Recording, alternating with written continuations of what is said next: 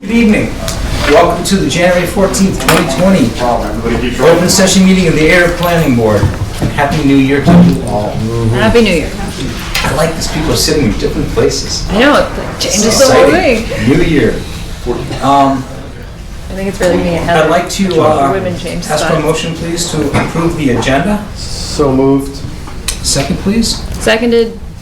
Moved and seconded. Any discussion? Yes, Mr. Archibald. Yes. Town Manager, Mr. Pomprian, would like to speak to us before we get too far into the agenda, so I'm not sure when you would like to have him appear, but at any time.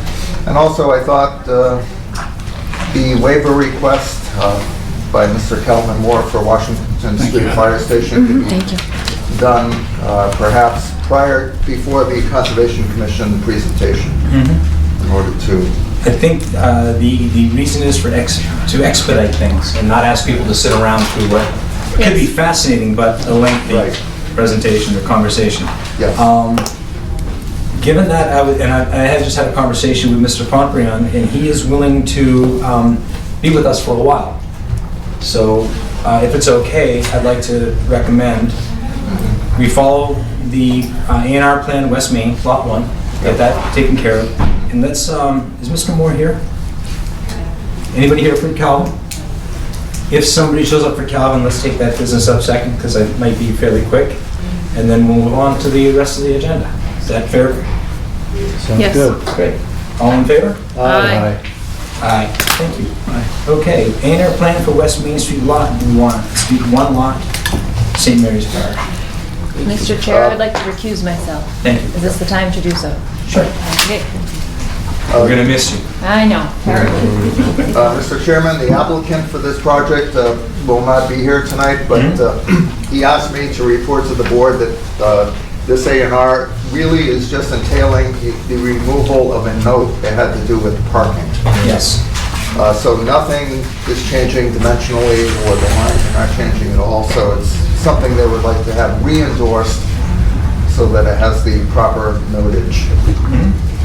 And if I may ask a question, having read through the notes before the meeting, it's inferred that parking may be available or may not in the last A&R, correct? No, it just refers to a license that was being around before. Now the license is no longer there. Okay. Yeah, it's a previous license. I think it's discontinued. So, okay, great. So basically what this A&R does is clear up the question of a parking space that may not be available, in layman's terms. Yes. Okay. So otherwise, the A&R is complete, and as I mentioned, there are no changes from the prior endorsed A&R, except for that note. Do I just need a motion to Motion to endorse the prior? Yes. Yeah, so I make a I'm sorry, did you want to?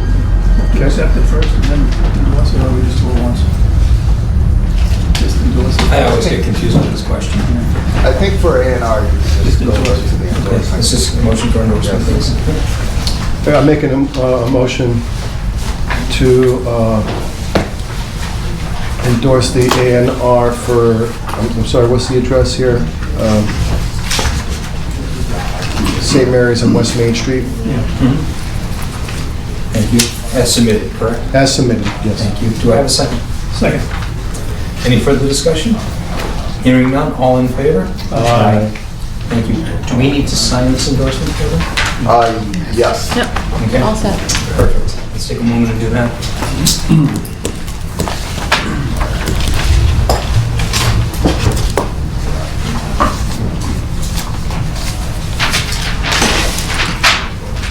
Good. And today's 15th or 14th? 14. Thank you. You're welcome. A day ahead. How are you, John? That's too bad. You didn't drive down Old Little Town Road today, did you? On the way home? I thought I was behind you on Old Little Town Road. No, he's a little bit over that. No. I was going slower than you.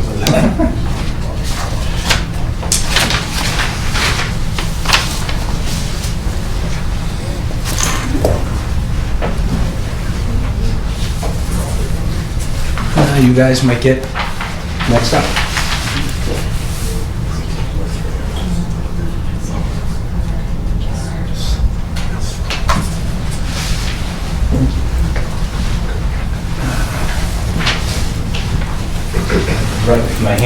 I just can't do it upside down.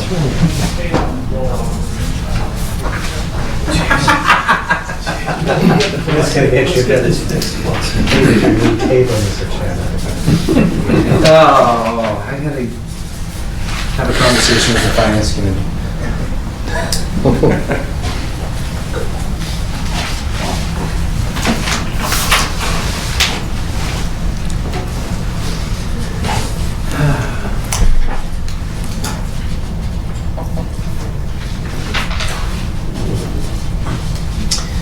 Heather, while we're here, did anybody else give you any comments on the minutes?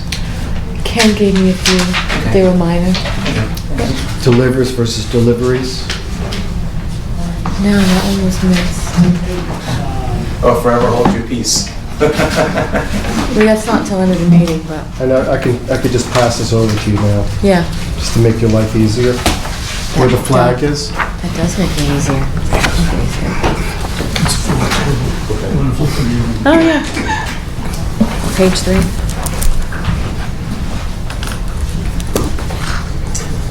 All right, awesome. I can do that. Voting for the endorsement, we don't have to close the application for the A&R. Skip a step. Yeah, we're gonna, that's, it's different. I just, yeah, I'm sorry it's happening, but it is. They're talking about getting rid of those A&Rs in the state level. They have been for years. That would be nice. It's kind of We're confusing. one It's of the like, few states that has yeah, This one. A&Rs. At all. Yeah, I didn't know in that. most states, they're minor subdivisions. You have to call them something. They review it differently. and I believe it came from wanting to know what's going on. Okay, we did change the agenda, but I'm going to shift it back because we're just that kind of, we're the kind of group that can change on a dime. And I'm going to invite the members of the Ayer Conservation Commission in the room to join us. All of us.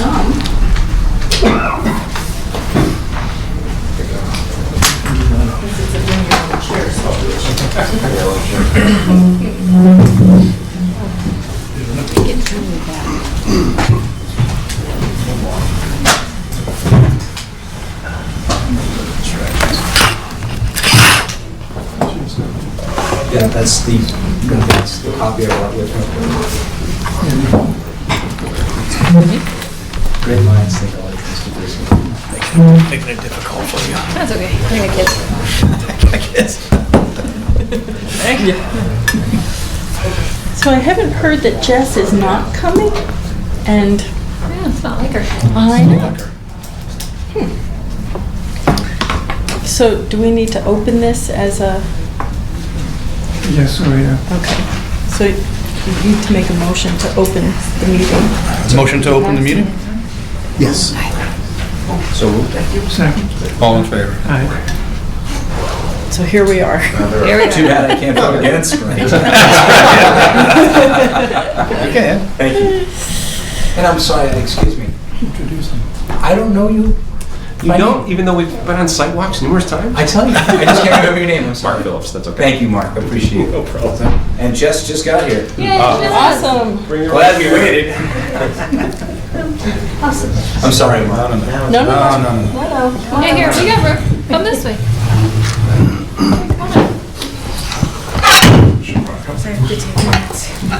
Great.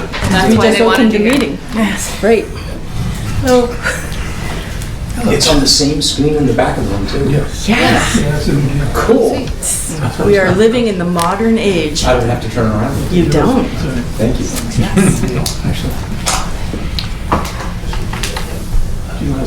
Do you want to introduce this, or shall I just jump Please, right in? jump right Just in. jump right in. Thank you for having us to your meeting. We have come on behalf of conservation easements, large and small, present and past, mostly focused on Shaker Mill Pond, however. So this is a big decision that is entrusted to you all under the Open Space Residential Development Bylaw. And as the commissioners and I were talking about this, we just want to give you a quick overview of the conservation restriction process and help you think maybe on a larger landscape scale as you're making the decision for the CR on Shaker Mill Pond. So I've got a little quick PowerPoint. I've got the slides here for you. And I also have copies of the OSRD bylaw for the commission and for you all to just refer to if you need to.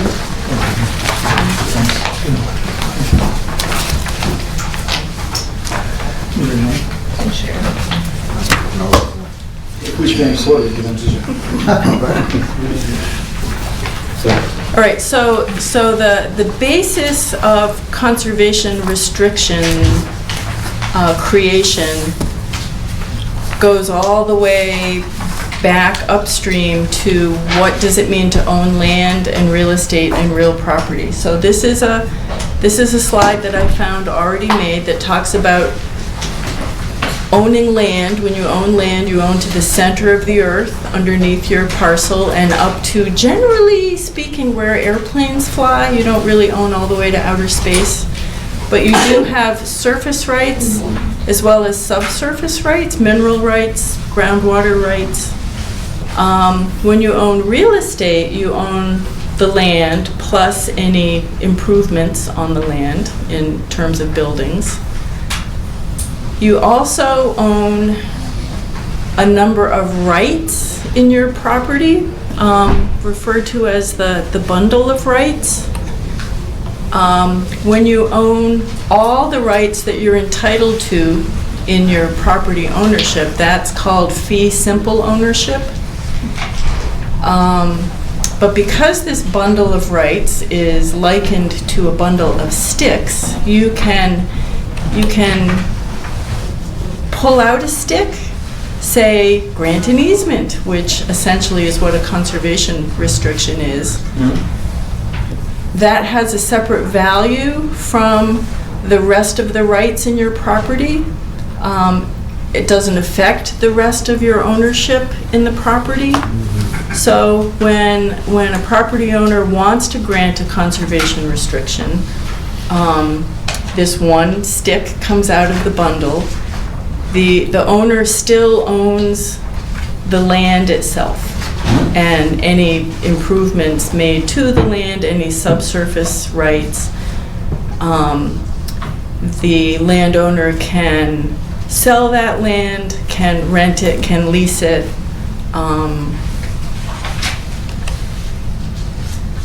So this easement that we're talking about pulling out of the bundle of rights is the right of another person to use your property. And in this case, a conservation restriction is the right of the person who owns this easement to not use the property for development. In Massachusetts, there's a law that governs conservation restrictions. I'm not going to read this, nor do I expect you to read the tiny print on your slide, but Chapter 184, Section 31 is what governs conservation restriction creation in Massachusetts. All those tiny letters come down to this one point, that a conservation restriction must provide permanent protection for the conservation values present on the land. And these are examples of some conservation values that may be present on a piece of property. There are others. In Massachusetts, the Executive Office of Energy and Environmental Affairs oversees the conservation restriction process through the Division of Conservation Services at the Conservation Restriction Review Program. John Joya is the man who reviews all the conservation restrictions right now, and he's a pleasure to work with. So that's the quick real estate law bundle of legal rights. You can create an easement as a conservation restriction. The state runs the process. It's a little bit daunting to work through, but we have had success doing that recently. But what I would ask you to consider when deciding who owns the land at Shaker Mill Pond, the open space land, and who owns the conservation restriction itself, because they've got to be two separate entities, is the bigger picture of conservation planning, not only in Ayer but in the region. So if you see Shaker Mill Pond down here where my cursor is, you will notice this little purple line is the roadway into the golf course. Just over the Harvard town line, the golf course itself is in Chapter 61, which is a sort of semi-permanent protection for recreational purposes. So when you're thinking about who might own the conservation restriction, which is the same entity that will be responsible for monitoring it on an annual basis, looking across the town line to see what other land protection efforts are going on would be wise. I've had an informal conversation with the town of Harvard's conservation administrator, and she's expressed an opinion that the town of Harvard or the Conservation Commission or Harvard's Conservation Trust might be a willing partner in owning the conservation restriction. If, for instance, the land were the open space parcel that's being created by Shaker Mill Pond subdivision were to be owned by a homeowners association that would cover the cost of annual monitoring, that would be a great enticement for someone across the town line to be able to provide that monitoring if they were being compensated to do that. So not only is the town of Harvard and their various land owning bodies a possibility here, the Sudbury Valley Trustees, which is a regional land trust, a little bit to the east and south of us, they have an initiative called the High Ridge Initiative, whose boundaries come into Ayer to include Shaker Mill Pond and the open space that is being generated by this subdivision. And I've written to them to see if they have any interest, but I've not yet heard back from them. So, excuse me, I'm confused. Well, I will help you get unconfused. You just, yeah. Did you just say that Sudbury already has an interest in the area around Shaker Mill Pond? They have an initiative called the High Ridge Initiative. Okay. That's a land protection initiative. Yeah. Whose boundary area includes Shaker Mill Pond. Thank you, but it's not currently under their protection. It's not currently under their protection. Good enough, thanks. And their interest is in owning the conservation restriction or the parcel? Well, we would have to ask them. Okay. Yeah. And so, town of Ayer is not interested? That's the next big question.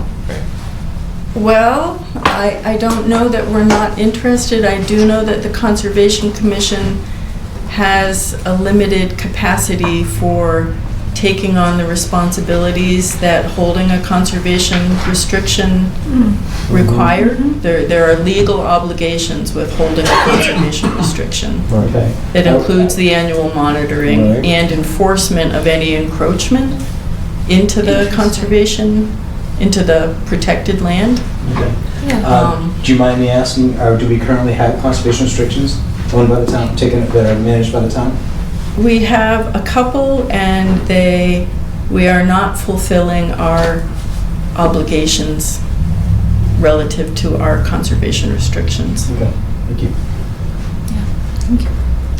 I'm sorry to jump in with questions. but- Oh, no, No, no. No, I just, that helped me a lot. I thought you actually That said to kinda me that connected Sudbury has a pieces. restriction. I'm like, Thank okay, you. why are we, but yes. No, it's just there's, Trustees, right, Suffolk Towns. No, it's a subject of trustees. Oh, another question came up when you Yeah. were talking. You said the Harvard Conservation Agent is interested in holding the restriction? For the she, town of Harvard? it was Who would actually hold the restriction in that situation? well, there are three separate, the town of Harvard, the Harvard Conservation Commission, Harvard has its own land trust, the Harvard Conservation Trust. There are a number of entities who are appropriate and sort of approved. You need to be a certain kind of entity to hold a conservation restriction, and they would all meet that requirement. You said that among the responsibilities of the holder of the conservation restriction is the monitoring and then enforcement if there is encroachment. And I want to talk a little bit about that enforcement part, because this sounds like it has the potential to really be tricky. For example, suppose, just for the sake of argument, hypothetically, it was something, town of Harvard, so it got the conservation restriction. They would then have enforcement authority if there were an encroachment, say, by a private property owner into that space? And is there case law that documents this actually happening? Like, is this back with case law, do you know? Well, not being a lawyer, I don't know the answer to Yeah. that question. Sudbury Valley trustees would be a good one to ask. They've heard several. Used to do them over in Littleton with them. And you would send enforcement letters saying they had so many days to remove such items from, because they were encroaching on the conservation restriction. So yes, you would basically write a letter, wait 30 days, and then you take it to whatever enforcement at that point. And in your experience, have you seen frequent bifurcation where one body holds the restriction, another one actually holds the parcel? And It's required. it's Yes, required. it's required. It has to be that. It has to be that way. Yep. The person, with the entity holding that actually has the parcel, do they have enforcement powers? Yes. They do. Just as you would with a neighbor who's encroaching on your land. Okay. Yeah.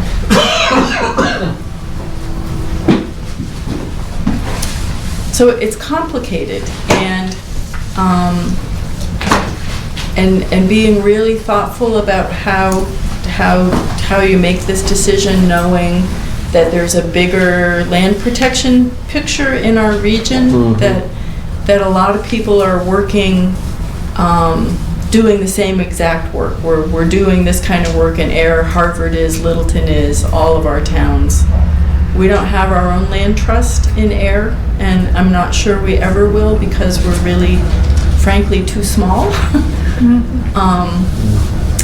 But the North County Land Trust is another regional land trust where it's slightly outside their catchment, but we do have an open conversation with them. Yeah, I recall Bonnie was talking about that a year or so ago. Yep. So if I may ask, the red, purple, blue, green, and no idea what like mango, those are actually, those are areas in current restriction?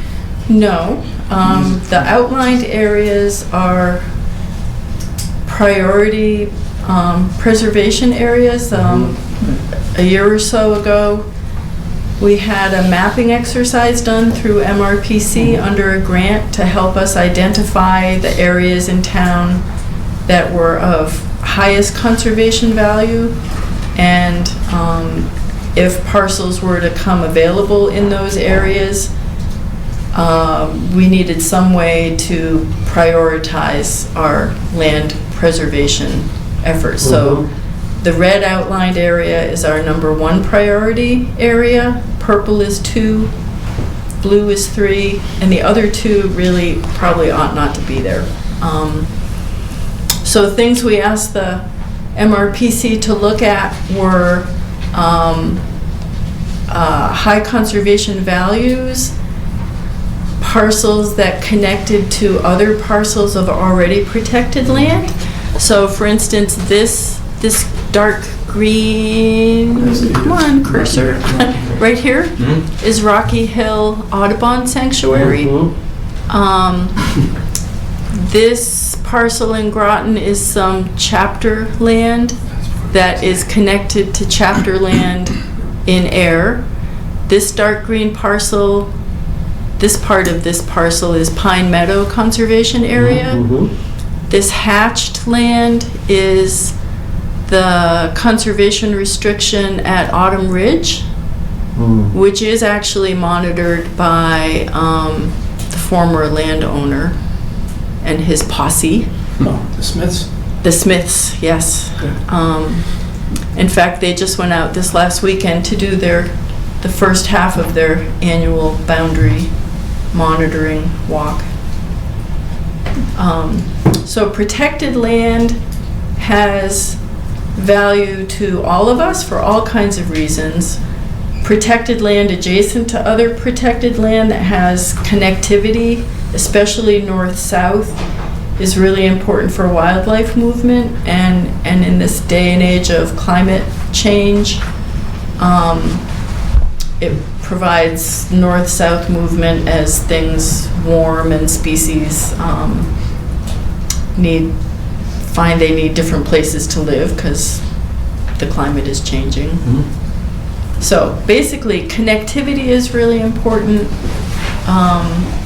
Having a good, high-quality protection partner is important.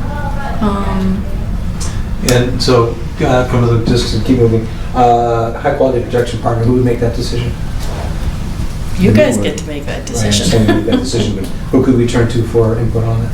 Well, you could turn to us all, because we could help you sort that out. Okay. The places that we've mentioned, the land trusts,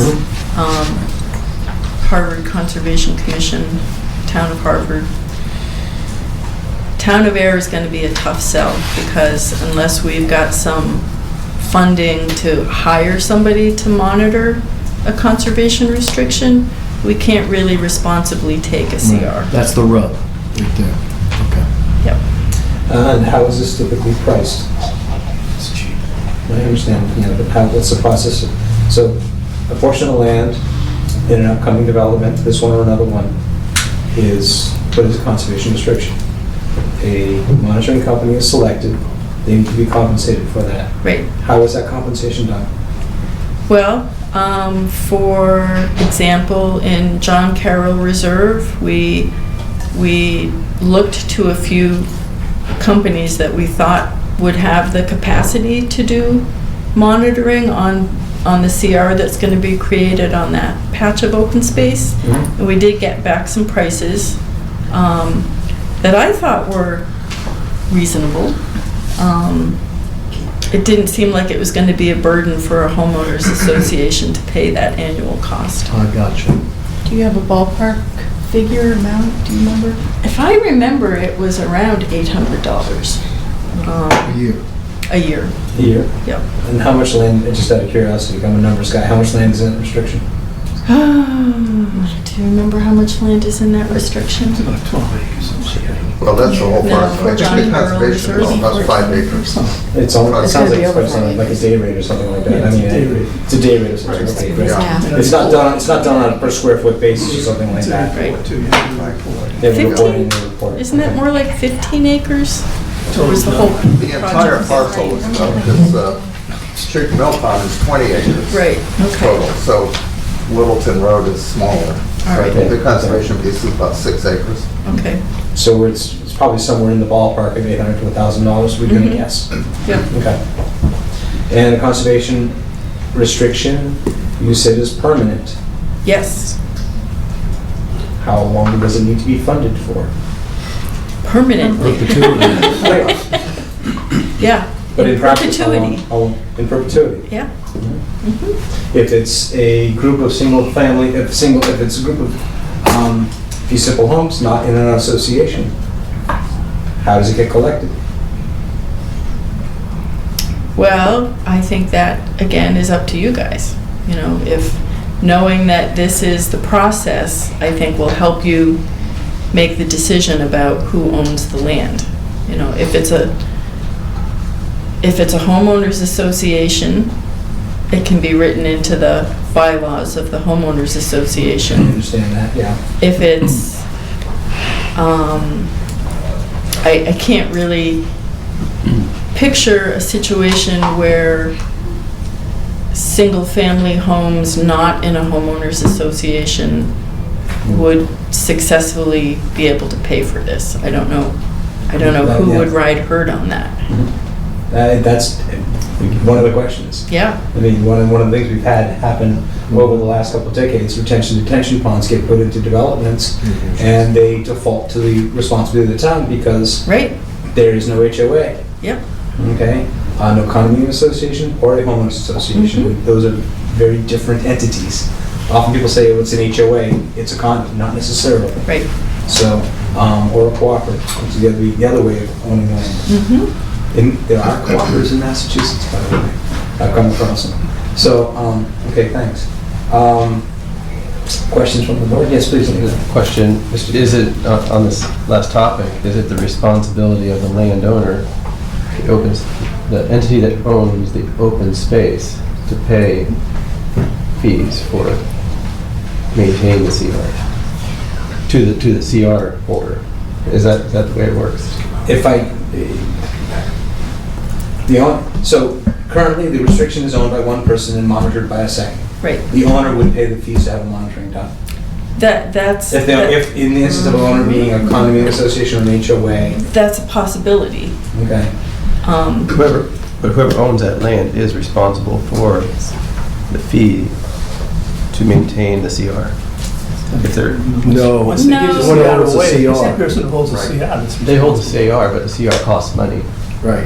And the entity responsible for paying that is a landowner, which may not be. It's the No, person who no, holds the no, CR. it's a CR owner. Because the CR has value in itself. Yeah, if the Yes, it CR, if the CR is a bundle of rights and that is sold to another entity, but the property is owned by the original owner, Yep. the original owner doesn't have any vested interest in sort of selling that that stick from the bundle of rights if they have to then pay for everything as well. So it's not clear, I think, on that. Because I'm just saying, if the HOA doesn't own the land, there's an entity that owns the land, that entity has to come up with the fee to cover. Whoever owns the CR is responsible for doing the monitoring. Right. And you might be able to find someone Who does it for free? to do it for free. I'm not sure you'd be successful. But this idea that there's some entity that owns the open space, Yep, whoever that is responsible for fees incurred by the open space. And taxes. Well, no, No, no, no. no. there's a mechanism, there's So a it's- number of different mechanisms that can be set up to do Okay. this, Okay. that are open-ended, basically. But you mentioned the Smiths, they must be doing that for free. Yes, they are. So It was there's their actually a couple family's people older than land. me in town, I think they actually have one of them. So that's a huge piece. Huge. So the Smiths are not gonna be here. I know, So you have a concern there, obviously. absolutely. Which will probably fall back to Autumn Ridge, Yes. in all probability. I mean, the real world is the way things are gonna go. Right. They're gonna collect it with their homeowners association, and they're gonna pay for it, and time's just gonna move on. That's right. So, the way I see it is we have a little stumbling block here, because these projects are small, and they're both, I'm talking about both now, John Yes. Carroll and this one. And we have the OSRD in place, so it's a requirement. I'm looking more to the applicant for their idea, I guess. I thought we talked about this, but do you want to follow up on what you guys are thinking is gonna happen, or are you just putting it completely on us? Oh, no, we've I thought you we've said- submitted what we had hoped would happen, and we brought it up for discussion several times. Right. And I'm not sure that I fully understand your regulations as they're written. It's clear that if it is owned by the homeowners association, there must be a CR. Right. If it were owned by the town, what would the purpose of CR be? Well, it's still because of monitoring. The town's not Well, capable it's of the doing it. Right, but the town, the CR then is a cost and It's a a tiny- bureaucracy it's through the tiny. state. Whereas if it's simply owned outright by the town can control it, and yes, if there's costs, then we would need to talk about money. There's always a conversation about money. But what's the purpose of putting a CR on a property if it's owned outright by the town? Which is one of the allowable end games of your regulations. Right. So you guys have a response to that? Well, I think as I read the bylaw, and again, I should have gone to law school, but I didn't. The bylaw requires permanent protection. What could be more permanent than ownership? Well, but that doesn't change though. That's right. It doesn't convey permanent protection just because it's owned by the town. And you'd have to talk to a real estate attorney to get into the fine-grained part of that. You just signed one last week. It took 8 years to do. I watched the tape of your meeting. Yep. For the parcel at the end of Wright Road, which goes all the way back over to Sandy Pond Road. Yes. What did you end up? That's the Kohler. Kohler Place. The Kohler Place, yes. Right. Yeah. But that started back when Ed Cornelia owned the property and whatnot. He started the process, so someone that built in 2011 or something started the process before he sold it to the folks who built it out and so forth. What did you end up doing at the very end of that? Does the town own that land, or do they still own? Who owns the land now? The Burns family owns the land. Okay, so they still own it. Yep. But you took the conservation restriction. We did. Okay. So you've established a precedent that you will take the conservation restriction by doing that. Well, we took the conservation restriction. We have no way to monitor it. But you took it. Goes to homeowners. Before I got here. Yes. So, Jess, you have a comment on that? Or? No, I mean, the CR process has been a mystifying process. George would have more, he's been on the board longer. You're on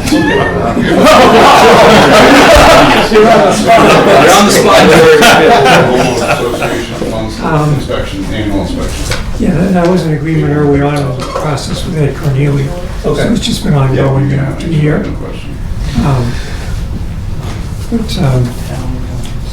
one point where we decided whether or not the town wanted to buy the land from Ed. You're gonna pay for it. And we ended up going this route. Okay, but I mean, I think my end goal, I'm not speaking for the board, as long as you for myself, is if a project is complete and it's pretty much in compliance with all the regulations, and we're down to the conservation restriction in the open space, somehow we have to work together to, get this squared away. Right. And that's why we're here. If we have precedent that says that, an entity has kept the space in their ownership, meaning in this case the Burns, I guess is the correct, and the town took the conservation restriction, it seems like that was one way to get to the end, but there's probably several other ways to get to the end. So. Yeah. Well, George? I mean, we have several other conservation restrictions that we've taken in the past. We're not monitoring them. Right. So it's a matter of ability to uphold our responsibilities. Yeah, the attorneys would write the verbiage. We're going to have more of these properties coming with restrictions, and we need to have a workable process that will allow them to be monitored. We're not the entity to do that. So you're basically not looking for the planning board to put more of a burden, on this enforcement of the conservation restriction. I guess that's kind of the summary. Yeah. Yeah. Okay. We'll take that under consideration. No, thank you. I would be interested in, I'm sure other towns around us have been challenged by this question. Yeah. And I'm curious what other towns have done in the way of responding to the need to do monitoring and stuff like that, and to monitor parcels that are in their possession by the conservation restriction.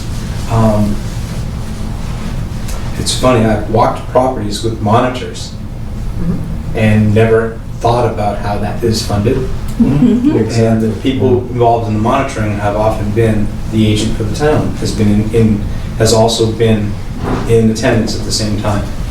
So I'm curious about that. Should the town of Ayer choose to become, and this is a hypothetical question, choose to become or choose to make it a priority, then monitoring is something that we need to do, is that a cumbersome process to get involved with, or is it I don't know how big that problem is. Well, it really Yeah. is a capacity Yeah. issue.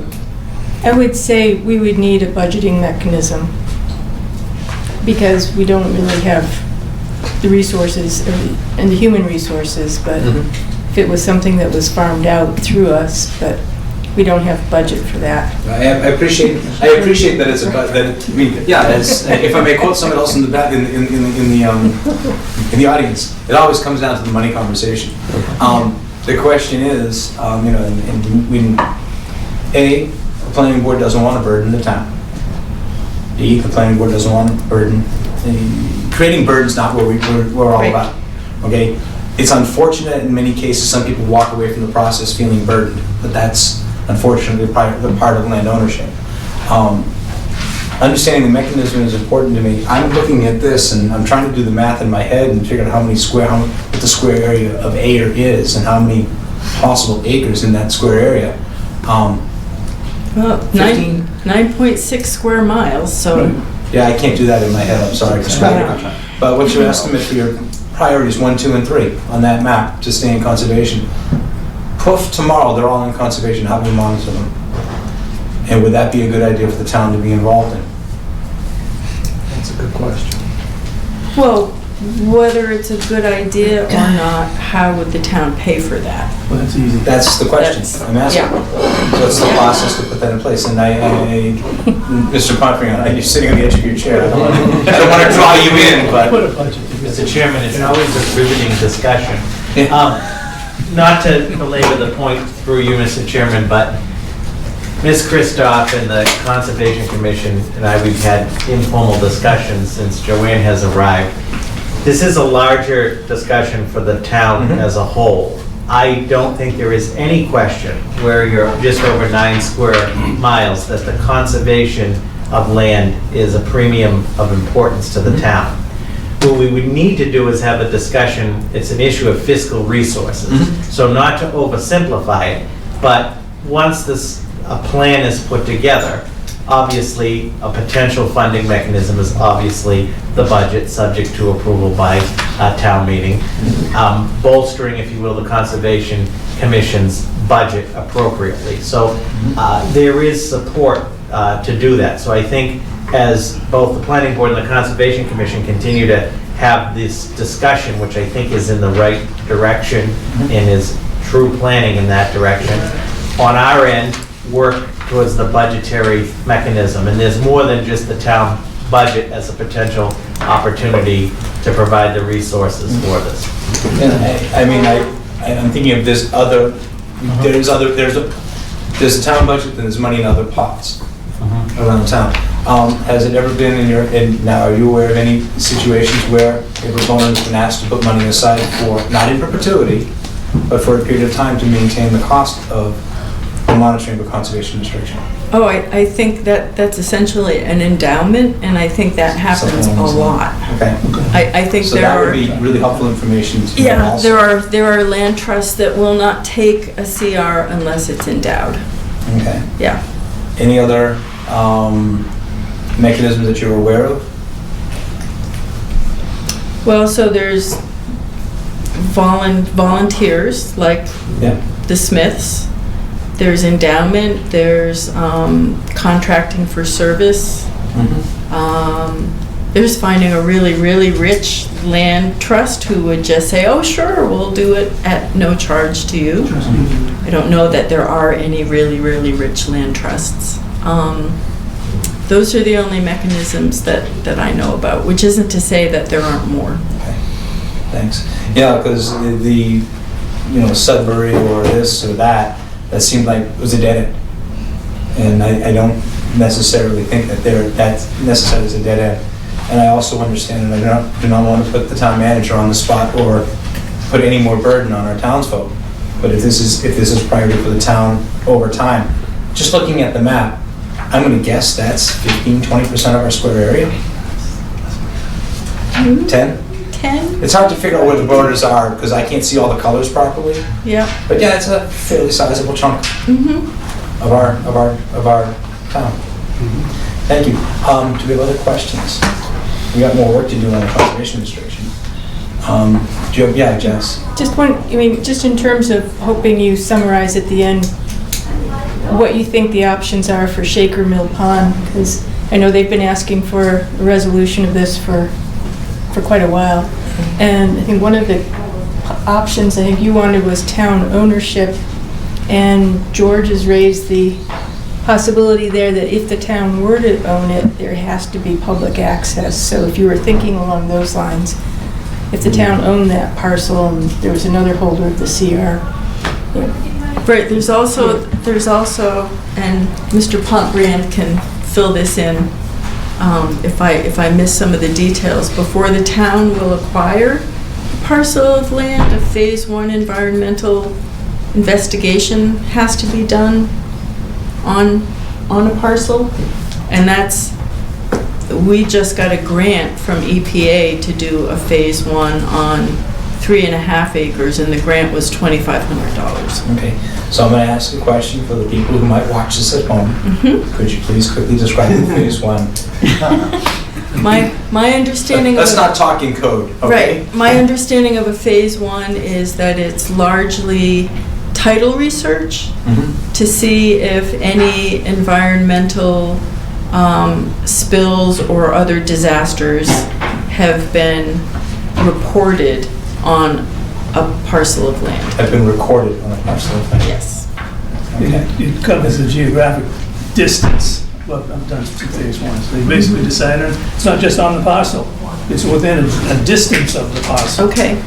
So you identify if there were a gas station, you know, whatever number of distance away, and there was a problem there, you would still identify it on the phase 1. Okay. A dry cleaner is a gas station. Gas station, anything. Ammunition's down. And they research the stuff pretty quickly because it's all available now. Yeah, exactly. Okay, but they don't. But it's not actually a physical. It's not a physical visit to the property, and it's not. So they'll do a visit. Do a visit? Do they actually look for contaminants on the property? Surface inspection. You're going to do A surface inspection, a visual inspection. See if anybody left a bunch of cans out there and jumped in the place. Right. Okay. So I just, it's nice for us to know. Well, and a phase 1 can, if a phase 1 turns up incidents of environmental damage, then it can lead to a phase 2, which is physical exploration, drilling of small wells, testing, very costly. But in order for the town to acquire a parcel, the town requires a phase 1. Okay, and that cost is borne by the proponent typically? Yes. I'm assuming? Yeah, Yes. okay. Thanks. A clean phase 1. A clean phase 1. Yes. Okay. Other questions?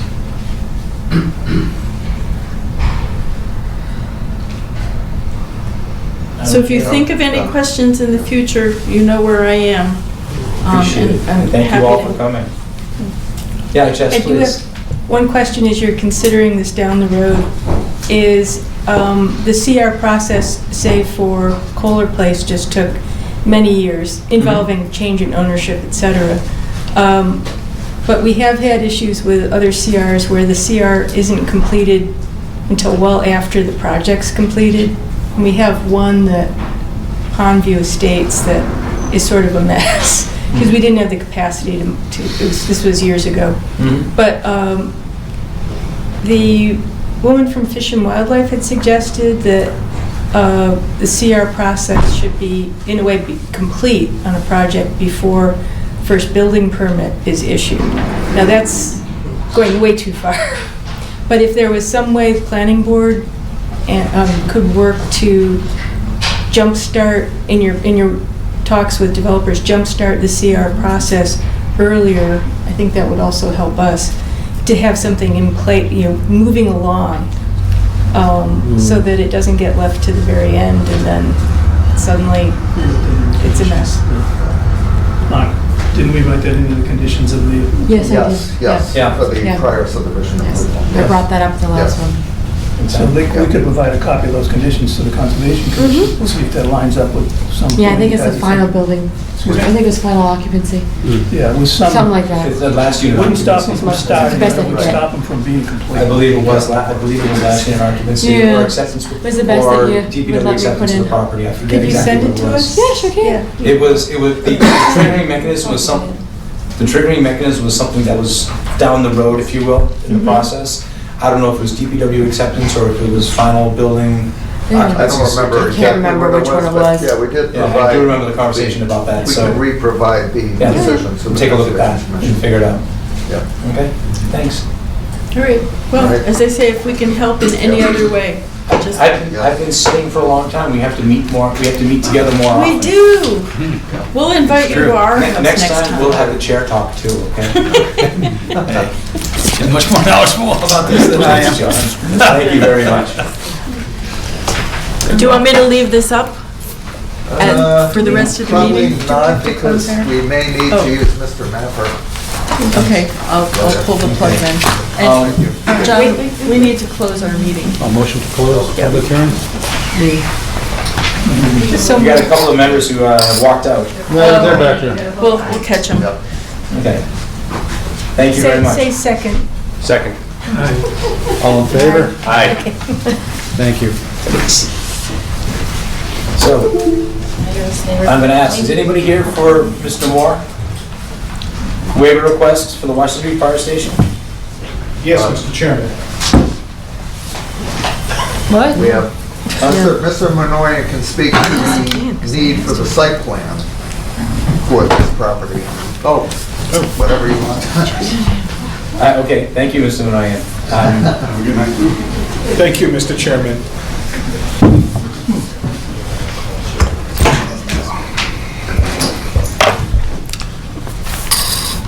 Yes, and you'll be pleased to know I have no visuals. Okay. The historic fire station located at 14 Washington Street here in downtown. We are pursuing an $800,000 community development block grant for the comprehensive redevelopment of that property. Mr. Calvin Moore did in fact acquire the property from the town of Ayer over a year ago. And we're going forward now with an effort that has been going on since 2003. Now for almost 17 years with the preservation and redevelopment of that property. We're at a place now where we have an owner. DHCD is prepared and anticipating the submission of our CDBG grant application, and what it will result in, again, is a complete redevelopment of that property, and it will accommodate 6 new residential units that will all be deed restricted as low to moderate income. This is desperately needed, for our community to continue to deliver affordable housing, especially here close in the downtown, close to a public transportation. Site plan review is one of the, we submit our grant application to the state. They, of course, ask, fine, has this project been permitted? We're not going to give you the grant, unless you have a clear path to permitting this project locally. And I know that Mr. Moore and his associates are going to be prepared getting on the future agenda very soon of your meeting presenting the site plan. One item, though, going forward, one of the stipulations as part of that site plan process is to do a butter notification in the downtown. It is, 300 feet radius from that property. That's right. When you do that in the downtown, there's a great intensity, so there's a huge number within that 300-foot radius from this property. We're going to make, Chris, for this reason, for you to consider waiving that particular requirement for this reason. This is one of the most watched, one of the most known, and one of the most long-endured projects, with the exception of our new parking garage, which opens on Monday, in the town of Ayer. I thought it was last Monday. Go ahead. Starting with the fire station, the redevelopment committee that was formed in 2003, there have been many, many public charrettes, public meetings, so long even that we don't even know about. That's how long this has been going on. Okay. We have gone through 4 RFP processes with this over the years. It has been before town meeting. This property, town meeting has appropriated over $200,000 in CPA funds for this project. And last year, January the 10th, and I know many of you folks were there, we had a large community public hearing gathering at the property, where we had over 70 people from the largest actually known this type for this thing. So everyone knows about this property, this project. The footprint of the building is not expanding in any way. It is going to now finally be delivered what the people of this community have said for years. Repurpose this property, make it a living part of our future. This is what's happening, so we've followed, consistent with the master plan. And we really believe in this case it's a one-off. The depth of familiarity, the depth of understanding of the project, the length of this has gone on for, to go up now and to have to notify a 300, foot radius around is really unnecessary for this project. However, we're going to hold true that we feel the immediate property abutters absolutely should be notified, of this site plan hearing. But to do that mailing in a 300-foot radius, really in this case, is something we feel that is demonstrably unnecessary. And we really need to deliver this project. Our grant application is due the first week of March. And we believe just that one, fundamental request would be of great benefit to us delivering this project that we have been working on for 17 years in this community. It's aging us all fast. Yes, Through the chair, thank you. to Alan. Questions? Couple of questions. The Yes. first is, exactly how burdensome is this, really? The 300, how many abutter notifications So would be Mark and I involved? did it real quick. It's about, I'm guesstimate, because when the abutters, I can't pull Yeah. the assessor's records here to do a abutters list on our system, or if I couldn't figure out how. But when I've done them in the past, it actually does not just property owners, it's people who live there. So you think of an apartment building, there's like 6 tenants, that's 6 people. It's certified mail, it's about $5.80 per one, and we looked at it real quick, about 40, so it's about an average of $190. And you're looking at 40 someone plus 40 people. times 190? No, it's 40 times 180, so it means $190. On the low side. Yeah, versus what, 7 or so 7, yeah. direct abutters? Direct abutters. And it's the monetary impact, but it's more the time and the process that's going to, Yeah, it takes a long very, time very to consumed mail in trying to do all So this. is the time thing, I understand there's urgency here because it's been going on for 17 years. How much additional time would this notification absorb? When we did the Atlantic trucking, I had to mail that out 3 separate times. It took me all day to do that one for Westford Road. The response. Is your question, how long would it take to do the mailing? No, I just wanted To to get... prepare the his mailing, impression. it would take about 6 hours. Okay, because here's my concern. Just a few months ago, we had a room full of angry abutters for the Central Avenue project. And I know that these projects are very different because the Central Avenue represented disturbances that are not relevant to this particular project. However, I'm just very cognizant that precisely because this has been going on for 17 years and because it's such a visible project, because so many people are interested in what's going on, I am loath to just waive notification because people do care about this. And I want to be sure that we're not doing anything, making a move that would compromise public trust in what's going on in this project. That's my concern. But I haven't heard that we're not notifying people. We are notifying the immediate abutters.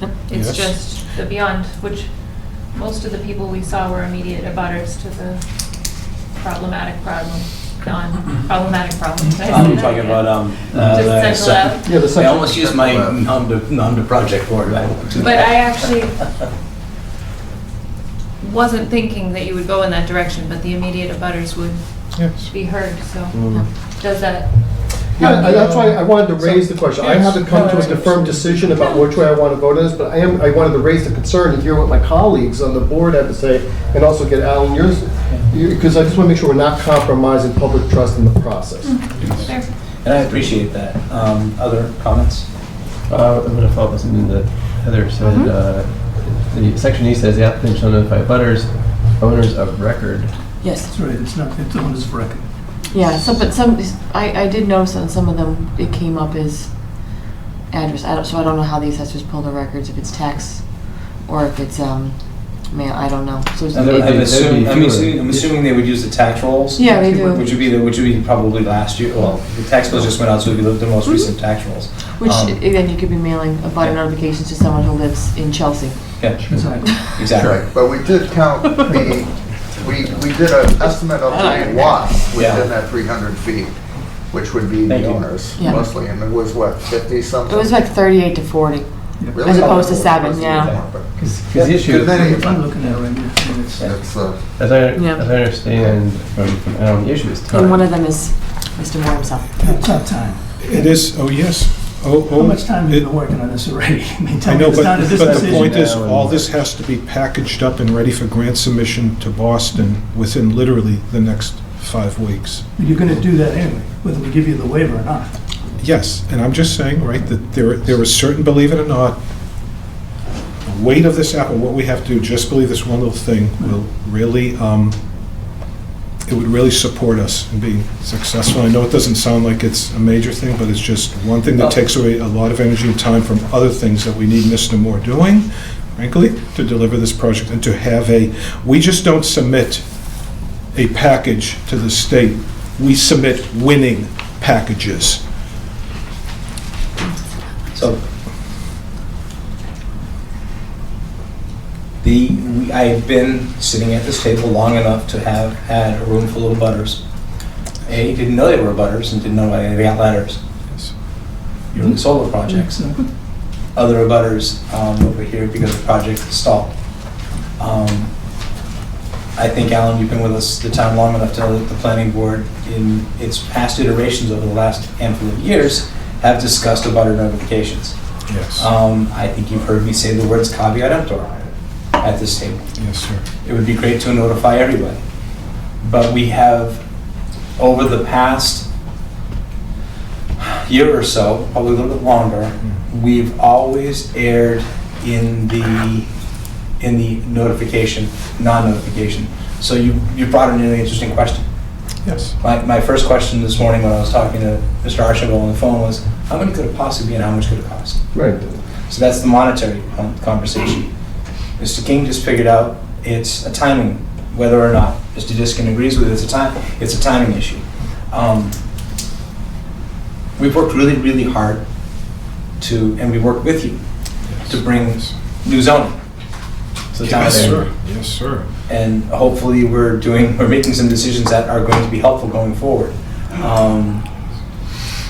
When I saw Mr. Moore's letter, I thought to myself, I've gone down the road of being, all but pilloried for not taking care of this. And so I found myself in a very interesting position, Mr. Minoyan. I don't want to be back here in 6 months saying, I can't believe. Yes. But, any other comments from the board? I got a couple of comments. First of all, as Alan probably knows, and maybe other members of the board know, site plan review does not require abutter notification in the state of Massachusetts. All In the right? state, correct. So that's not a state requirement. Yes. However, we did talk about this extensively when we developed our own site plan regulations a couple of years ago, which was one of the first tasks that we did when Mr. Rochambeau was hired because of these voids in our regulations. So I will never be of the opinion that we should waive our requirement that we just put in the last year or so for site plan, which requires about a notification. For the simple reason that, a number of different reasons, but the property owner should be notified. Whether they notify their tenants or not in this particular case, I guess that's up to them. But I don't want this board to ever be in a position where somebody walks in the room and said, the regulation said if you're within 300 feet, but I didn't get a letter. So I'm not gonna, I'm against this. I have a question. Thank you. To Alan, to the chair. I'm gonna word it. The form-based code that we've done Yes. in this area, correct? Yes.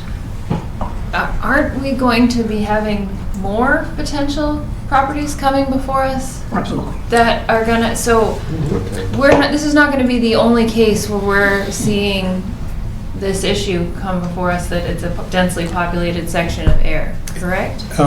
It'll be the only situation where you have a municipally owned historic property that went through a 17-year-long public high-profile engagement process, not changing the footprint of the building, and delivering just housing to the neighborhood, a residential neighborhood. The new things you're talking about are going to be really substantial, 4-story new building, new construction that are going to have, thank you, very serious, impact. Yeah. They're really two very different. This it's a one-off, and that's why we thought, we would at least, and I appreciate, by the way, you accommodating even, the item here, just to have the discussion, knowing that it's a thing. So really, whatever your decision is, it's the right decision, and this is fine. But we just thought because of the unique, totally unique characteristics of this one, it was worth asking, if nothing else. Historically, you're known for over-communicating to our town. what we Thank need you. to I know. don't think anyone I would will accuse say. my office of being stealthy or not. They actually say, enough already, we know too much. Do you have any, does our town planner have anything to say? I know. Oh, This is more charge to the conservation restriction conversation. This is a tough one. Boy. I guess I tend to agree with you that I would err on the side of over-notification, given the problems that have occurred in the past, and now that we know that the cost will be relatively modest. And he will be requesting other waivers for the site plan itself, which I think are logical, given that it's an existing building, so. I think we're going to call a vote. One more question. Yes, please do. For Mr. Manoy. There's the effort of getting the notifications out. Once they're out, is there going to be any impact to making your application? If a butters raise issue, does that slow your process down at that point? yes. No, it doesn't. Not until there's a meeting. No. You better, Yeah, the board has to hold a public meeting on the site plan. Like You you would see the site normally plan do, and whether then- it's. exactly, there's a process Whether to it's it. 7 Right. abutters or 50 abutters. Right. The process after that is exactly the same. the other thing I remind the board of is that the abutter notification is a one-time event.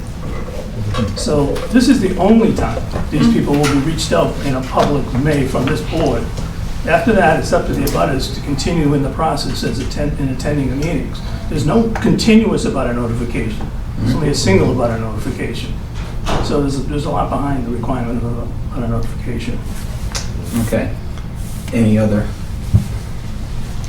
I will entertain a motion to accept the request for a waiver.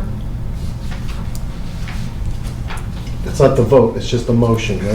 Yeah, Yes, you the so motion, moved. it's seconded. Okay. I missed it. What are you pointing at me for? Because Okay, you moved, great. you just asked to I move it, said that's so fine. moved. So the motion was to accept the You wanna waiver move as along. requested. Any further discussion? Hearing none. All in favor?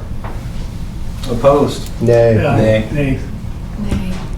Abstain? Make a motion to deny instead of motion to approve. I Motion's don't been know. I denied. just did whatever was fast. Thank you You for want to move the taking meeting on too? Mr. Chairman, I want to thank you and the board, Susie, for accommodating us to at least, make the case. And we thank you very much for that.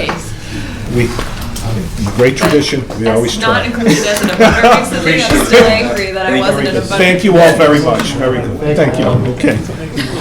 Right? I worked on that all I day. told them they're My gonna. name was on that plot plan and I wasn't an abutter. Yes. Thank you. Okay, checking off my list. Now, this was Just trying to enforce them. the order of sequence. Right, yes. Yeah. May I, as we mentioned earlier, we want to start with Robert, correct? Yes, we should open the continuation of the public hearing for the Do you want me to open Shaker it? Mill Pond subdivision, and then hear Mr. Paprian's presentation. I appreciate the patience of the folks in the room. I need a motion to open, There you go. continue, great. So we're at the continued public hearing, proposed definitive subdivision. I will finally figure that out the day after I leave the planning board, you know. It's continued, it's Yes, I know. automatically open until it's closed. As we mentioned at the Keeps talking beginning of the about- meeting, if you weren't here at the beginning, town managers between Ayer and Harvard had an opportunity to meet prior to our meeting this evening, and we've asked the town manager from Ayer, Mr. Pomprion, to join us and give us a quick rundown on the meeting they had. Please. Thank you, Mr. Chairman, members of the planning board. Happy New Year. Happy New Year. And thank you for your continued service to the town of Ayer, and I look forward to working with you in 2020. In the interest of time... I thought you were saying 20 more years. Well, that could be too. So, and I appreciate, Mr. Chairman, the opportunity to address the board on an issue, and it depends on how you look at it, but let's say an issue that is potentially related to the proposed subdivision off of Shaker Road. And specifically what I'm speaking to is after the project was submitted to the planning board, the issue has to do with the geographical legal boundary between the town of Ayer and the town of Harvard, specifically on the town boundary markers on Shaker Road. Obviously, the project, Mr. Aho submitted a survey. There is some question as to the issue of the boundary that has been raised both by residents in Harvard and my colleague, Mr. Bragan, the town administrator in Harvard, approached me on this issue as well. As many of you are aware, one of your members, Mr. Diskin, has done extensive research, both field research and so forth, on this issue as well. In the interest of time, the town of Harvard, through the town administrator, my colleague, has requested that the planning board not take any action until the boundary issue is resolved. And I respectfully reminded my colleague in Harvard, who I have the utmost respect for, that the planning board in Ayer is an elected planning board, and I don't have direct administrative jurisdiction over the planning board, nor do I intend to. I further said to him that it would be the purview of the planning board to deliberate this issue as to whether it's decoupled from the issue of the subdivision completely in of itself. In other words, there is an issue has been raised about the boundaries. Does that issue about the boundaries impact the merits of the subdivision and the site plan review that is before you, the project before you? The position, at least articulated by my colleague, is that the existing historical boundaries are the boundaries. And they are correct that the historic boundaries do have legal standing. He's referring to the stone markers. To the stone markers. Now, the physical stone markers. The physical stone markers, and I would concur with him that we can't just disregard those stone markers, regardless whether there's an issue or not.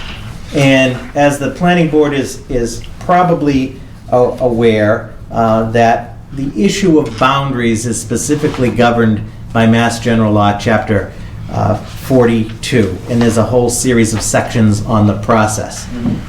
The Harvard Town Council also submitted a legal opinion just about the with respect, to the legal process of the boundary. I think that was in our packet. Anyway, I think it was in your packet. Mm-hmm. There is no question on that. Our council, the town of Ayer, concurs with their legal opinion about the mechanics. In other words, to change the town boundary would require an active town meeting in both towns, as this board is aware.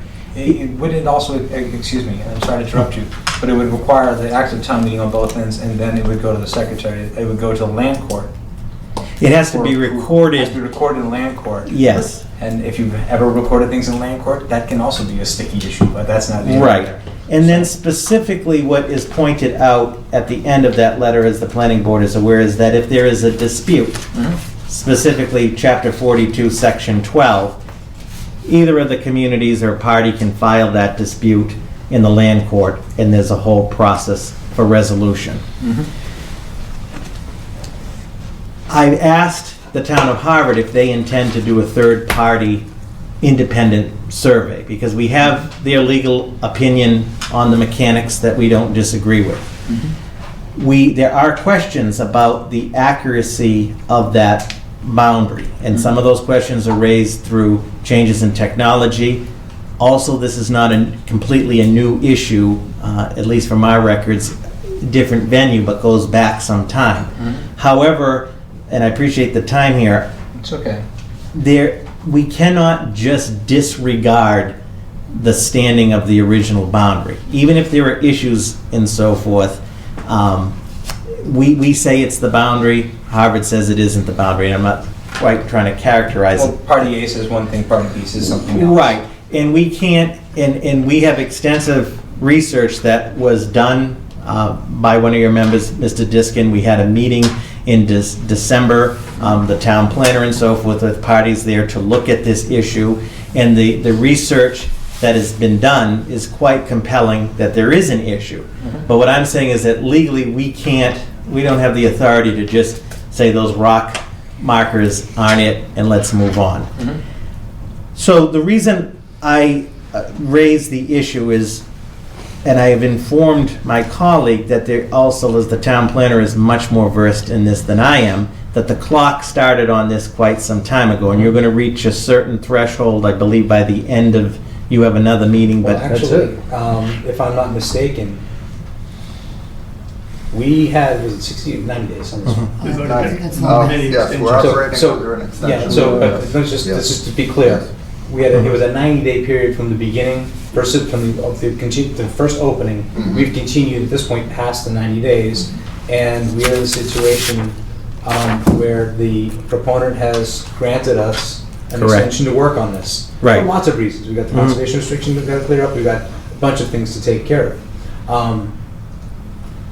And this brings a question to my mind, okay? Mhm. Because should this board not take action, Right. we end up in a situation where constructive approval has been made, has taken place. Correct, and For we, those of you in the audience, no action by the planning board is an approval.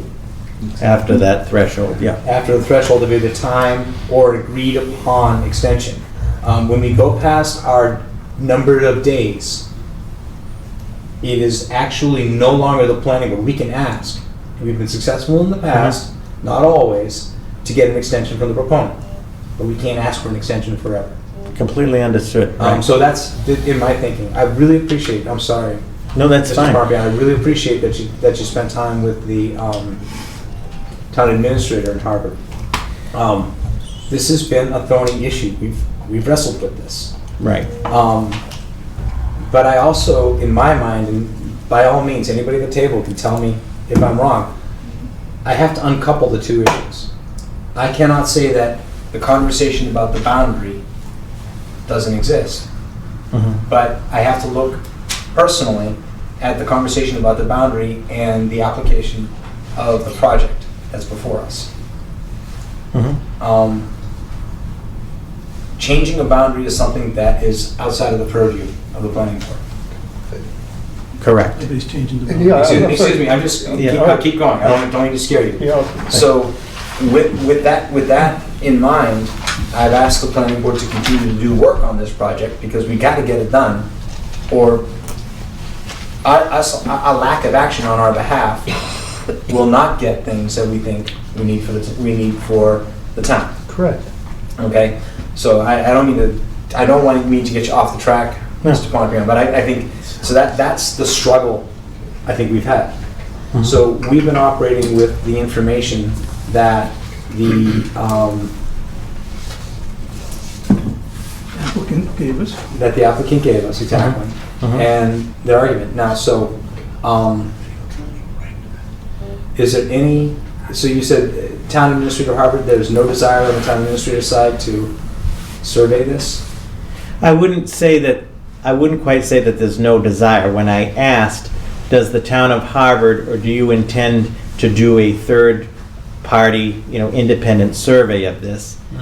The response was, not at this time, and perhaps the applicant should do that. I mean, that's just a statement from Harvard. There's no teeth in that. Yeah. And I do understand, again, and I appreciate the time tonight, because I understand your decoupling argument and that the planning board will move forward.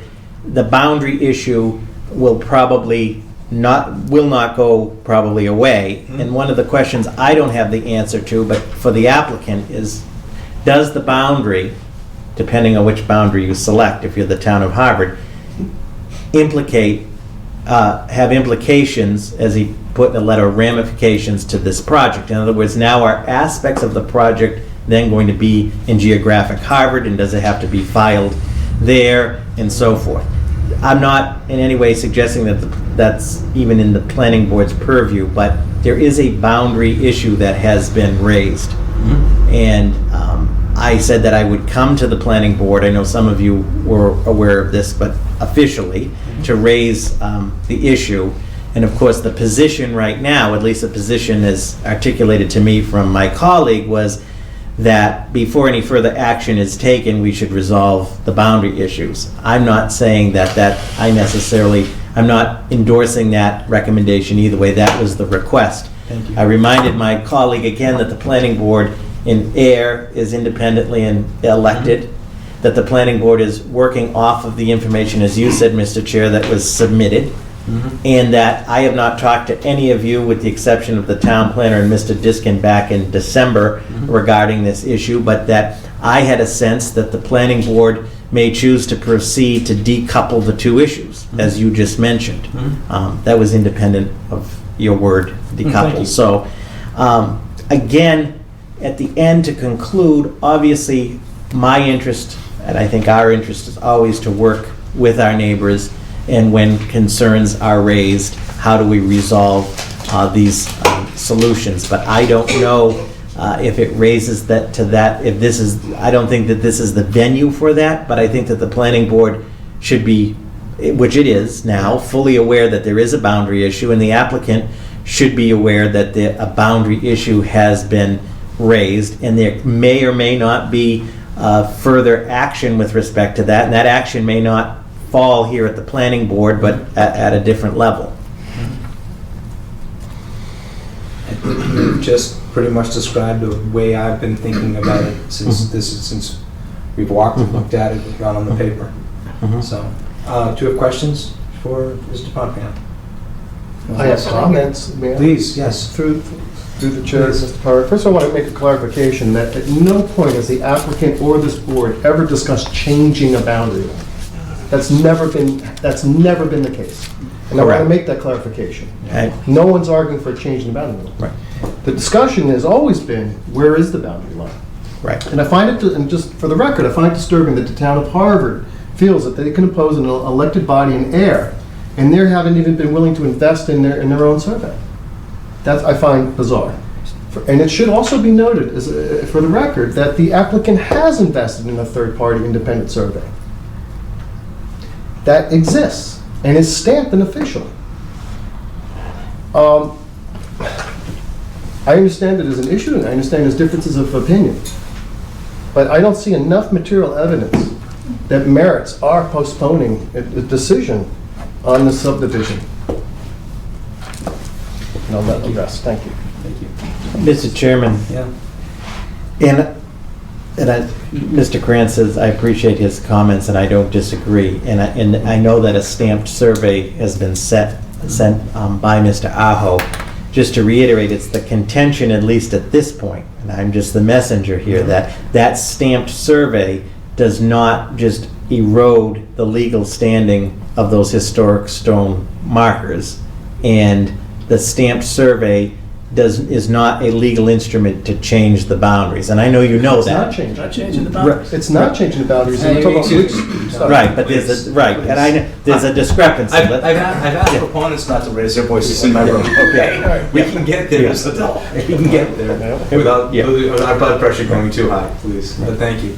Yeah, it's been a thorny issue. It is. It is a thorny issue.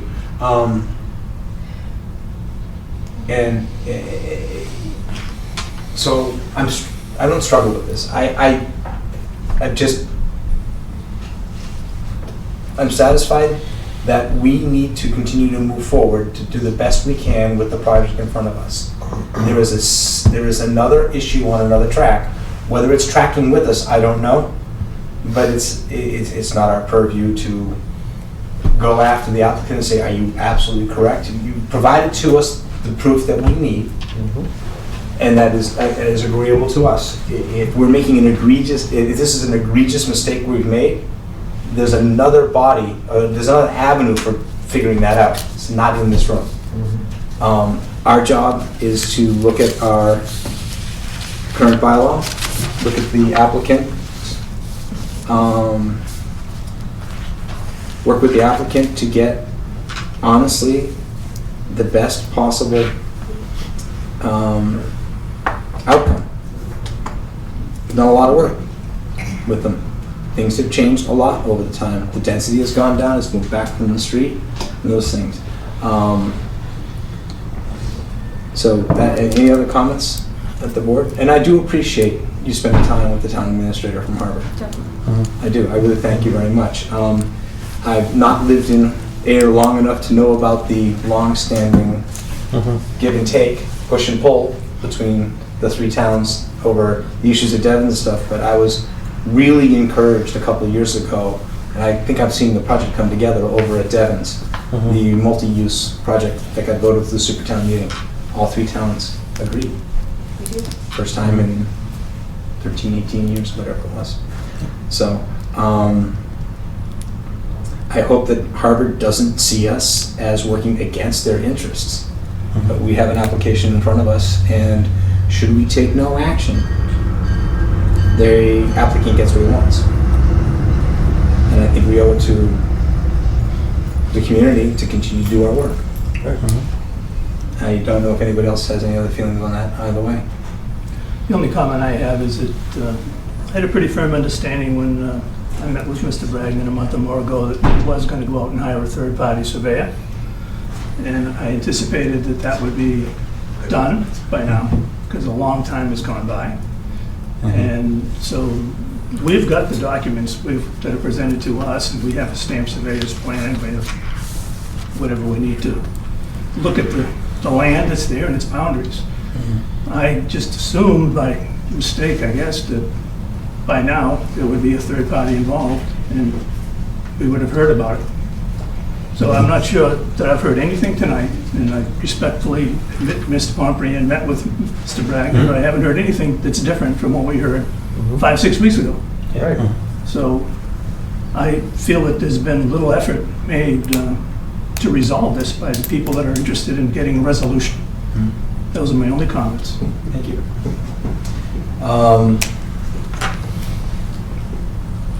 Ms. Murray, Mr. King, anything? Mr. Pompion, before we let him go? It's almost the end of the day. I appreciate you coming. And then just to conclude from mine, I appreciate the opportunity. I'm just the conveying information professionally at the request of my colleague in Harvard. I do agree with Mr. Diskin's recent comments as well, but we can't compel the town of Harvard just as they can't compel us to do anything. But just to conclude that there remains a boundary issue. The request was if we could resolve it before moving forward with this, but as illustrated, and I communicated this as well, that's not, you've got the constructive approval timeline you're running up against. Yeah, and I'm sorry, but you know, I play the end game all day long. If I do this, what happens? If I don't do this, what happens? I'm curious, and I probably shouldn't say this on TV. I wonder if a survey was done. I wonder if a survey what? Was done. I don't. And the information didn't change. That I don't know either. So, we don't know. And I would hope that that is not the case. So, with that said, thank you. Thank you. Thank you. Mr. Parpion, and we can continue the hearing. Questions from the audience? I'm sorry, Robert, would you take a question or two from the audience? No, Yeah. Thank you. Do you have questions? Yeah. Thank you, Robert, and thank you, Chairman, for the opportunity to speak. So, my name is Kathleen Shields. I'm the butter to this development, as you're probably aware. Yep. So I have a registered deed with a title that shows that my property is bisected by the town line. And that is in opposition to the town line that is shown on the Aho Development Subdivision Plan. If you look closely at the Aho Development Subdivision Plan also, you'll see that what they reference for the town line is actually assessment data between the town of Harvard and the town of Ayer. If you go to those websites and you look at the GIS data for Harvard and Ayer, you'll actually see that the town line is different on those two GIS assessment proposals between the two towns. In addition to that, I don't know if this board is aware, but since 1950, the that the Planning Board of Ayer and the Planning Board of Harvard have signed off on numerous plans that run along the town line using the exact town line that is on my registered deed. So it's a bit of a question as to why now there is a plan before the board that changes that line description, and now it is something that we have to defend as property owners along the town line. Now, I also had sent a communication about, and I talked to the board about this previously, that we bought our house in 1992, and after purchasing the house, we discovered in 2004, we purchased the house in Harvard. We have 0.26 acres in Ayer and 1.27 acres in Harvard. After 11 years, when we wanted to put an addition on the back of the house, when we wanted to put an addition on the back of our house, we went to the town of Ayer, we went to the town of Harvard. The town of Ayer said that they were, I discovered that they were assessing 100% of my house. Harvard was assessing 40% of my house. Neither one of them were assessing it based on the deed. When I brought this to the attention of Ayer, they said they were using GIS data to determine that my house was within the bounds of Ayer. For 11 years, I paid taxes on 100% of my home's value to the town of Ayer to the tune of $27,000. I was never considered a citizen of the town of Ayer. We never were asked to enroll our 2 children in schools in Ayer. We were never on the voter registration in Ayer. We never received any town communication as if we were residents of that town. The 2 towns met and they told me that I was allowed an abatement. So I went to the state of Massachusetts, and the state of Massachusetts confirmed that my registered deed was indeed a legal document that showed where the town line was and how I should be assessed. So, I mean, that's all I have to say about it. Obviously, I think we also need to take a step back and understand the interest that the development may have in shifting the location of the town line. Okay, so I think that you need to be open-minded about sort of what could be before you. And I would also say that in a case like this, when there is an abutter's property that is impacted by such a serious complication, if you want to call it, I don't think it's fair for the board to continue with a process that is going to impact my property and the town line. In addition, there are homes that could be built along that road that could find out later that their land is actually partially in Harvard. And I don't think that's even fair to people down the road who may be buying these properties. It also changes the calculation of open space and the number of units. Because based on my calculations, and I'm not very good with math, so please don't consider this, but it could be as much as a half an acre that has been encroached upon. So these are my concerns. Okay, and that's all I have to say, and I appreciate your time. And I'm sorry that if I'm impassioned about this, it is simply because, you know, I've lived in this house for almost 30 years. There's many plans, registered deeds that show the line exactly as it is on my plan. And you can go back, I think I've sent them to you. You know, and this is something, by the way, that a development, when they do a plan like this, they need to go and look at the abutters' properties. That's part of the process of doing a survey. And I've learned a lot about surveys in the last couple of weeks, doing a lot of research on my own. So I think that we need to consider that, you know, assessor data, assessor map data through GIS is not a survey. And it's not accurate.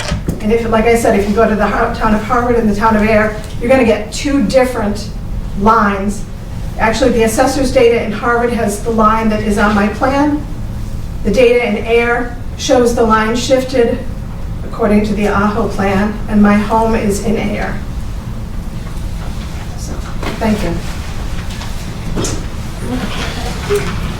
So where do we go with that? How does that pertain to the planning board? It's just a comment, okay. Just as, I'm Yeah, a newer and- board member, and I'm No, just that's trying to all right. understand And how so this fits in we, since again, August. in front of us, we have a proposal from a developer Yes, for a project in town. understood. The, and as I see it, a neighbor feels that they are encroaching, that they have changed and encroached upon their land, and changed their land. We are not a party who can bring suit. Right. We are a board who have to deal with with what we have in front of us. Okay? Should we decide to say, I'm saying this out loud as an example, thank you very much, Mr. Aho, we'll no longer listen to you on January 29th, you go ahead and do what he wants. I'm not even sure what we've said to him at this point changes. This is a legal question.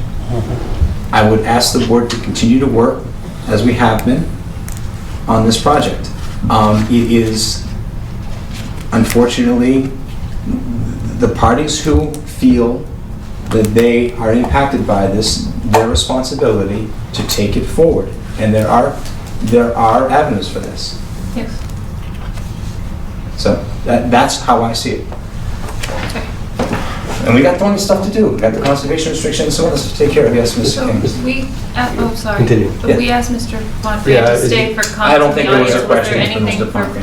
Yeah, I have no problem And I staying for the appreciate you rest of the hearing. If you want to, thank you. Yeah. Okay. So, Doesn't have to be. You can, Sorry, it's Nathan? Robert, so. Always welcome. So, Nathan? Just to clarify what you've been saying, Chair, is that if we don't take any action, we can take an action if we find, according to the bylaws, that the developer does not meet them, and we can deny it, right? this is true. So we can take, there's three actions. Yes.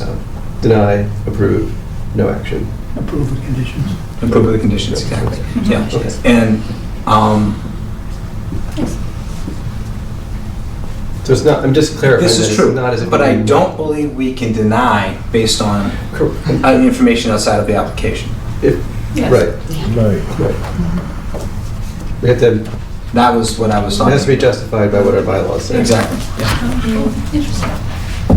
If you Yes, your question? Mine doesn't give you a chance to- Yeah, Daniel Tracy, Shaker Road in Harvard. I agree, I'm not an expert in any of this boundary issue by any means, but just from what I've heard, Mr. Pomfrey saying that, you know, the current stone markers are the legal boundaries, and other comments that suggested that maybe you guys should work closely with people in Harvard before any further decisions are made. It just makes sense to me that you can't make any decision on a property unless you know which town has jurisdiction over parts of that. And I just would ask, you know, for some consideration to reach out to Harvard, work closely with them to sort out this problem before you make any decisions with regard to the application. Just Thank you. makes sense to me. I don't know. Mr. Chairman? Yes. We have, if I remember correctly, spoken about with or to someone from the town of Harvard at the majority of these public hearings. They have either been present in the room, issued letters, or spoken with our town manager. Yes, we've Correct? also had the town administrator, was the town administrator here last time? or was it Economic the development. Economic development director was Yes. here, last time. This is the I- most present another town has been at any of the meetings I have Yes. been to in the history of my planning board experience, correct? And Thank and you. I'll say it, the town of Harvard has opportunities to take action. They're not. And we've been very open to speaking Yes, with and we've them. been very open and very receptive. Well, this issue just came up, you know, Seems to me it came up about 30 years ago, if I understand Mrs. Shields' description of the process. In the discussion on the Ayer development, I think. In this one, yes, it's come up again. Thank you, Robert.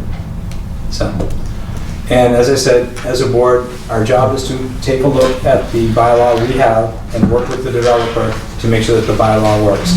You all have other avenues you can take. Can I just make one last comment? Yes?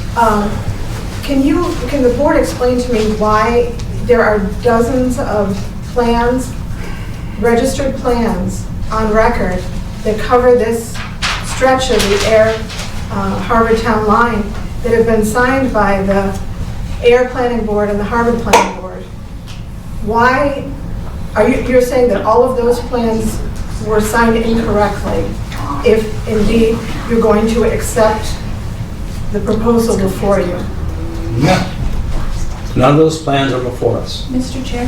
We can comment. Excuse me, would you like to comment on that? I'd like to comment. Okay, because we're going to pull this to a closing so we can actually get to work. This is going to be the final comment. Thank you. When the term used all those plans, that's incorrect. When the term used all the plans since 1950, that's incorrect. As I tried to point out when I met on this topic directly with Mrs. Shields and Mr. Bragdon, all the plans for the Shaker Hills Golf Course indicate the boundary line as being determined at that point in time, 1989, 1990. Unbelievably as it may seem, very almost simultaneous to when the Shields has purchased their home, within a year or two. All that work created the two bounds on the extreme ends of the town with a line 11,509 feet. And if she looks closely, even at the document she sent to me, she will see the arrowheads pointing out to those extreme bounds. So work has already been done. On top of that, in the last 2 to 3 years, A&R plans have been signed by both towns, which separated the property. Planning board and Harvard signed it, the planning board and Ayer signed it. There were two different A&Rs before this final definitive subdivision. So it's not a case in any stretch of the imagination that all the plans from then till now have been signed and are incorrect. There's many plans in the last 5 to 10 years and preceding that back to the golf course, which show a defined boundary. We're not changing any boundaries. That's the end of the discussion as far as I'm concerned. Thank you. You're raising your hand, John? No, I Okay, don't. good. Let's move on. Let's move on. Yeah. Let's move on. Thank you. Mr. Board. Hello, sir. Thank you for your patience. Good evening, John Boardman, Places Associates. Just manner of, I heard you open and continue the definitive subdivision. My understanding is we also have an application in front of you for a special permit and a site plan. Do we need to open those and have this all running continuously from here on out? Sequence? Yes, Mark had a sequence to it, so go ahead. perhaps I would suggest that we take the special permit for the duplex units in the mix first, and then move on to the site plan, so we're not confusing motions and... Which is why I asked to have it first. So we have to open the hearing now. Right. Yeah, I just wanted to make sure that we did get that open, because I think Okay. tonight's the night. Handle the variance. It's a variance for the duplex. No, it's a special permit. A special permit for the duplex is to start. Yes. So read the whole thing? Yes, sir. Okay, planning board special permit and site plan review off Shaker Road. Took a long time to read right there. The Town of Ayer Planning Board will hold a public hearing on January 14th, 2020 at 6:15 PM in the first floor meeting room at Ayer Town Hall, 1 Main Street, to consider a special permit and site plan application associated with the definitive subdivision proposed off Shaker Road by Aho Development Incorporated. The project proposes a 16-lot development as an open space residential development OSRD subdivision. The lots will be a mix of 10 single-family and 6 two-family dwelling for a total of 22 dwelling units. A special permit is required under Section 5.2 of the Table of Use Regulations for two-family dwellings within the A2 zoning district. Section 10.2.1B gives the planning board the special permit granting authority. Along with the special permit, site plan review is required under Section 9.6 of the Ayer zoning bylaw for clearing or grading of more than 10,000 square feet of land. Property location off Shaker Road. Applicant, Aho Development. Application and plans can be viewed at the planning board and town clerk's office during their business hours. Any person interested or wishing to be heard on the proposed plan should appear at the time and place designated or provide written comment by January 6th at the Air Planning Office, signed Air Planning Board, dated January 2nd, 2020. Thank you, sir. Talk about that later. Right. Thank you, Mr. Bryant. Mr. Chair and the Planning Board, I just wanted to give a quick overview of the special permit criteria. Section 3.4 of the Air Zoning Bylaw lists the criteria for granting of a special permit. The first being social, economic, or community needs which are served by the proposal. The second is a consideration of traffic flow and safety, including parking and loading. Third is adequacy of utilities and other public services. Fourth is neighborhood character and social structures. Fifth is impacts on the natural environment. And sixth is potential fiscal impact, including impact on town services, tax base, and employment. As part of the application package, the applicant's engineer has submitted a narrative to go with each of those criteria, which in my staff report are in the red ink. And my comments on his comments follow in blue. So to just summarize, I believe that the criteria that I just mentioned for the granting of the special permit for duplexes are met in this case, and if you would like me to elaborate on any one of the criteria, I can do so. But in summary, providing a mix of non-single family homes in a subdivision provides somewhat more affordable housing for potential residents. It also allowed the subdivision footprint and the roadway to be shortened a bit. And together with the greater protection of the wetland buffer zone as afforded by the redesign of the plan, I believe it enhances environmental protection. So that's a quick summary of what I believe the criteria for the special permit to be.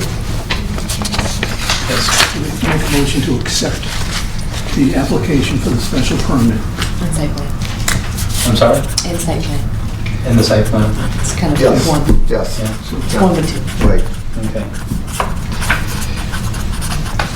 So motion to accept before we Yeah, get sorry. too far. Yes. Sorry, go ahead. Yes. I was answering some questions I couldn't answer on a small piece. I'd like to make a motion that the planning board accept the application and the drawings for the site plan special permit, excuse me. Seconded.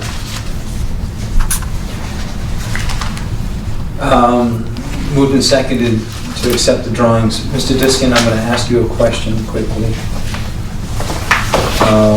These are dated July of 2019.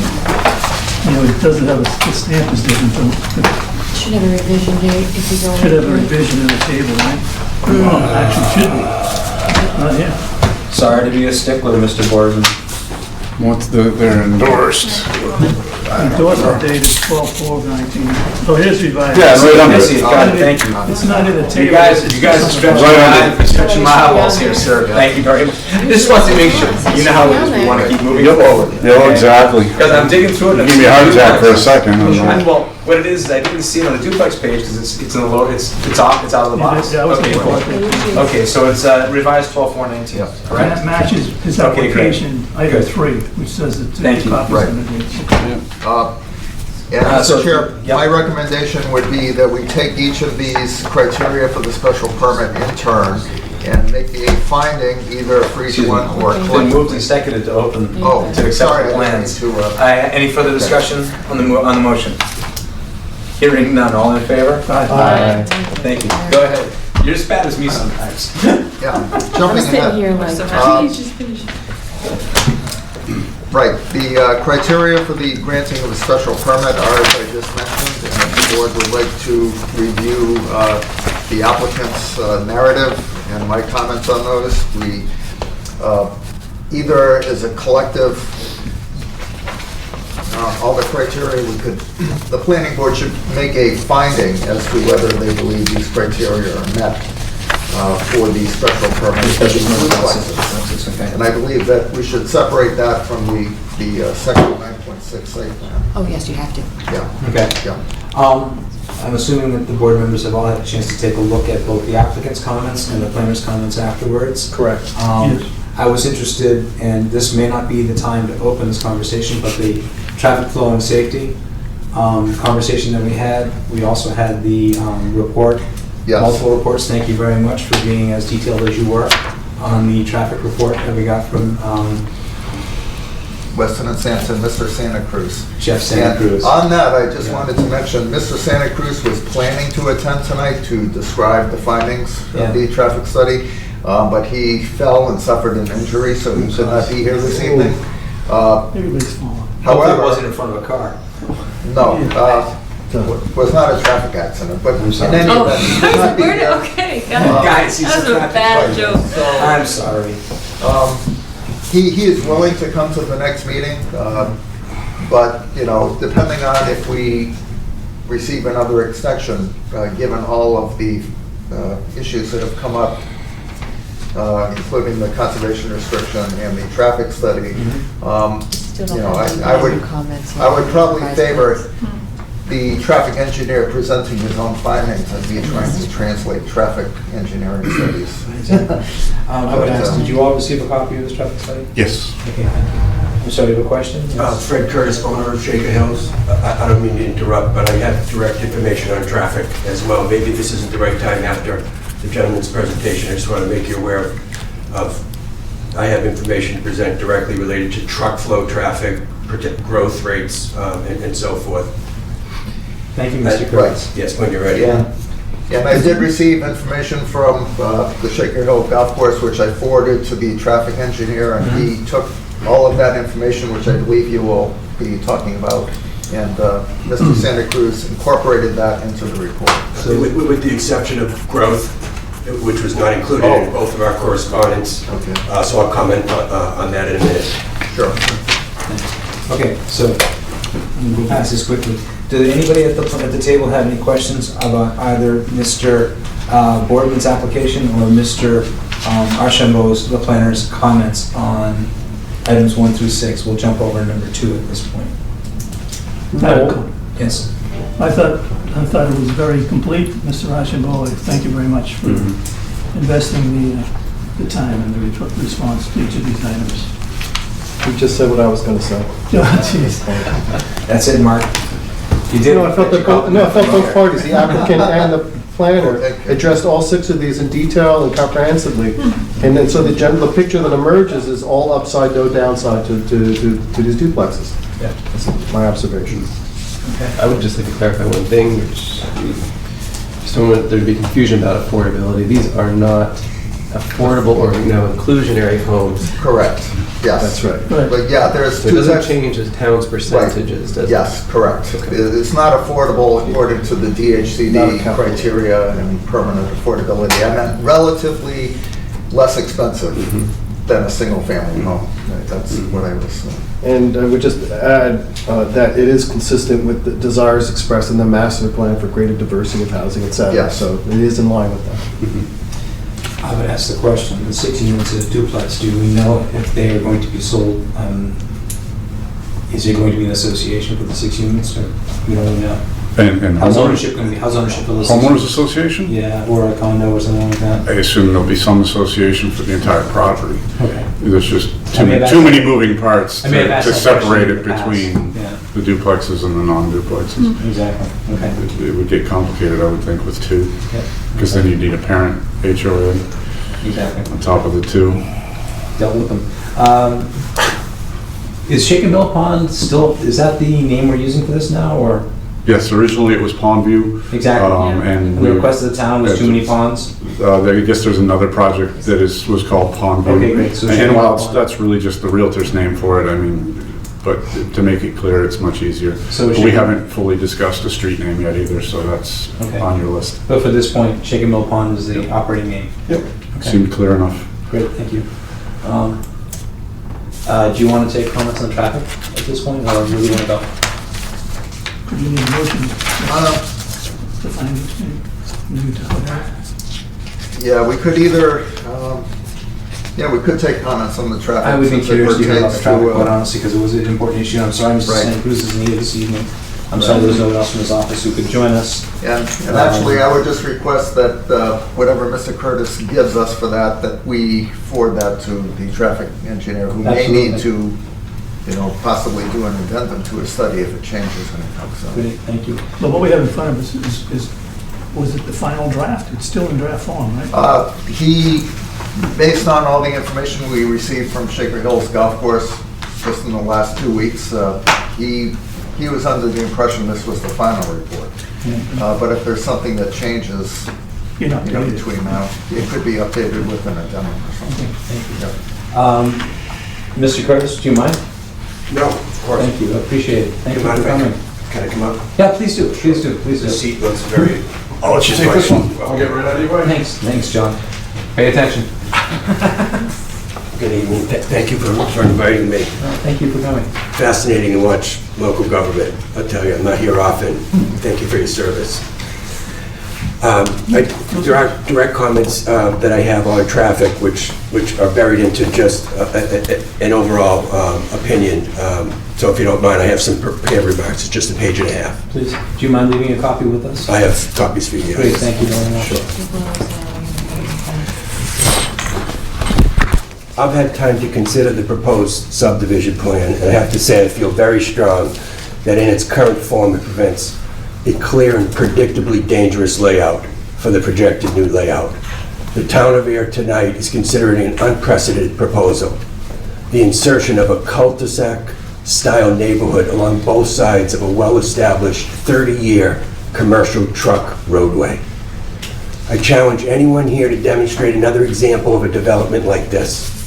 A development where commercial trucks, including large flatbeds, large 18-wheel box trucks, alcohol, beverage, and food delivery trucks that on a weekly basis travel up to 70 times round trip for 7 to 8 months of the year, right down the middle of the cul-de-sac.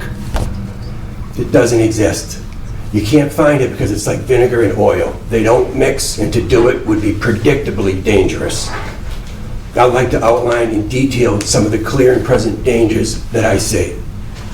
Number one, a false sense of security. Quiet, dead-end cul-de-sac neighborhood that is peppered with randomly arriving large truck traffic.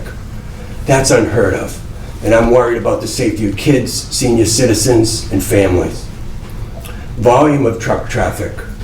20 to 35 trucks per week, or 40 to 70 round trips back and forth down the shared roadway. Truck traffic projected to grow. 30 to 50% growth based on direct Shaker Hills history of 30 to 35,000 golfers per year not so long ago. Current golfer total per year is 20 to 24,000.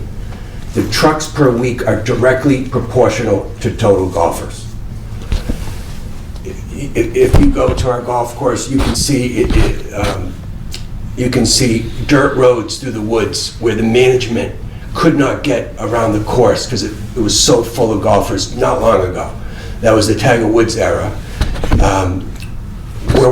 We haven't really begun to market the course. We have intentions for very heavy marketing. I've been fixing the course for 5 years. I'm going to fix the product. When I'm satisfied with it, we're going to market it hard.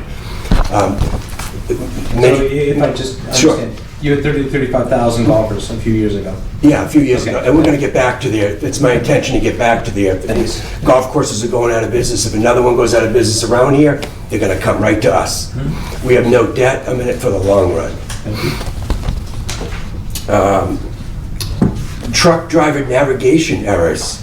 Some percentage of truck drivers will miss the right-hand turn, even with clear signage. The trucks will then be forced to back up from the cul-de-sac dead end. Very dangerous, very poor visibility with residential housing surrounding both sides. So if I don't have the plan here, I want a thought last time I was here, the plan was up where I could point to it. I can't point to it, but just to remind you, it's a shared roadway for 3/4 of the length approximately. Then there's a right-hand turn for Shaker traffic. There's signage at the end of the road. I think it's very predictable that truckers, out-of-state truckers and unfamiliar truckers, they will come, they will see the sign on the end, they're just gonna drive straight, they will miss the second sign. Not everyone, 1 out of 10, I'm not sure, but it's much greater than 0. Truck delivery volume, it's highest during the summer, spring, and fall when people are outside. Other predictable nuisance factors to homeowners will drive complaints to the town of Ayer. Our deliveries happen from 6 a.m. in the morning to 8 p.m., 7 days a week, including Saturdays and Sundays. We have sod trucks that come from Pennsylvania that drive all night that are waiting there. We have equipment deliveries that come from Augusta, Georgia, the home of Easy Go golf cars. They come at all times of night. The golf course business starts early. We have tee times before 7 o'clock, 6:30. We have people that arrive there at 5 o'clock in the morning. If they're out of chemicals or something, they're waiting for trucks. There's scheduled deliveries occasionally, not often, at 6 o'clock in the morning. The sound of diesel trucks, the smell of diesel trucks, the size of diesel trucks, the ugliness of diesel trucks, coming right down. Road dust from the section of the truck access road close to the cul-de-sac and owned by Shaker Hills. So there's a little section at the end that I own that's dirt. I don't intend to pave that. It's been the same way for 30 years. That will inevitably be an issue. In lieu of the above predictable homeowner complaints, Shaker Hills requests a new enlarged service entrance sign, which would read, Shaker Hills, commercial truck delivery entrance, 6 a.m. to 8 p.m., Monday through Sunday. I would respectfully request a large size sign, 3.5 by 3.5 at the end of the entranceway, to alert everyone that's coming, including the homeowners, that that this is a commercial passway. We're going to have trucks all the time, so if you have got an issue with it, it's call you guys, because we've been doing it the same way for a long time, and I just want to get it clear at the entranceway. In conclusion, I'd like to say that if the town board is compelled to approve the development, I would urge them, in the name of safety, to separate the truck access road from the residential road, then isolate it with fencing from the households. I don't have a diagram here, but I could point out an idea where at the very beginning of the entrance road, all those houses to the right, either get rid of them outright or move them to a position where the truck access road can be behind them and separated by a fence, the entire length.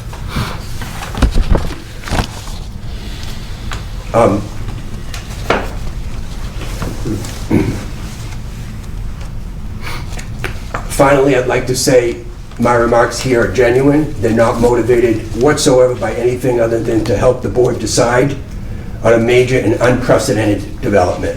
I'm sharing with you my opinions based on my experiences, including a strong logistical trucking background in my prior business. I'm advocating for safety and the harmony of any future neighbors to the operation of Shaker Hills Country Clubs. The current development plan before you, however, is about maximizing the quantity of houses in a limited space, motivated by profit. How many houses can I fit in there? I'm afraid that based on my aforementioned, there is not enough consideration for safety. There's actually a neglect of it. God forbid something should happen if this is approved in its current form. I'd be happy to take any questions on that. You can see I feel very strongly about it. I think this is a predictably dangerous setup that we're considering. Can I have a question, Mr. Curtis? Sure. We've been looking at this project since when, Chair? Since August? Probably. And you've certainly been aware of it for a long time, because you've been here 2-3 months ago? I was here once, yes. Yeah. Can you talk to us about the timing of this? Why now? I haven't, this hasn't been my biggest priority. I haven't been It hasn't been my biggest priority at all. I came by here, this is just, it's coming down to the end. I got some registered mail yesterday. I just drafted this today. That showed me the new plan. I saw the new plan that came to me on a separate matter, a legal notice from Mr. Aho that I considered. This is just my opinion, but I think the writing's on the wall. Permit for the golf course. And I hope that you consider this. And I want to remind you that when I was here, I started out by telling you that I'm for this. Do you know I am still for this? But in its current form, this is super obvious of the issue. I think there's way too many houses. I think the houses on the right. Less houses than, excuse me, but less houses than when you came to the last meeting. I don't even remember what it was, to be honest. I don't remember how many houses it is. Okay, well, I'm just reminding you that the houses have actually come down since the last time you've been here. I didn't, this hasn't been, it's his land. He has the right to do this. I respect that. Just like I told the gentleman. I told him before that a few houses in here that I do not have a problem with that. This is just an old road here, more houses, maybe some more golfers. I have no problem with that. I just want it to be done safely. I'm here to lend a hand for that. That's all we've been talking about since August. Yeah. I'm sorry, Mr. Board Chairman. All right, thank you. Safety's been brought up every meeting. This is all about safety for me. It's not otherwise motivated. I see the plan. I like the plan at the end where it goes behind the houses and that there will be a fence there, but then I see it cut back for a shared road. And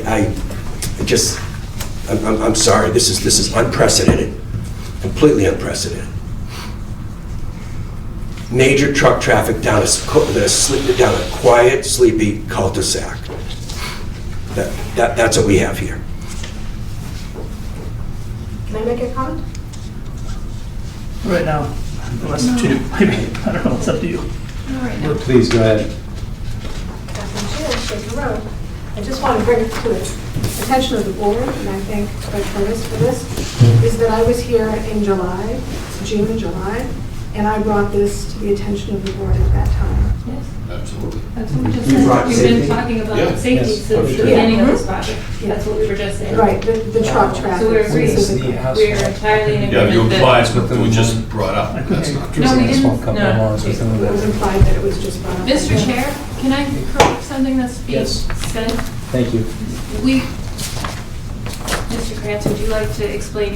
Your question was about the change in direction of the letter versus the presentation that he has brought to us prior. I have just acknowledged that we have been talking about safety first and foremost since the beginning of this project. We have talked about it at every meeting, and we have been very, I believe, empathetic and understanding and listening since the summer.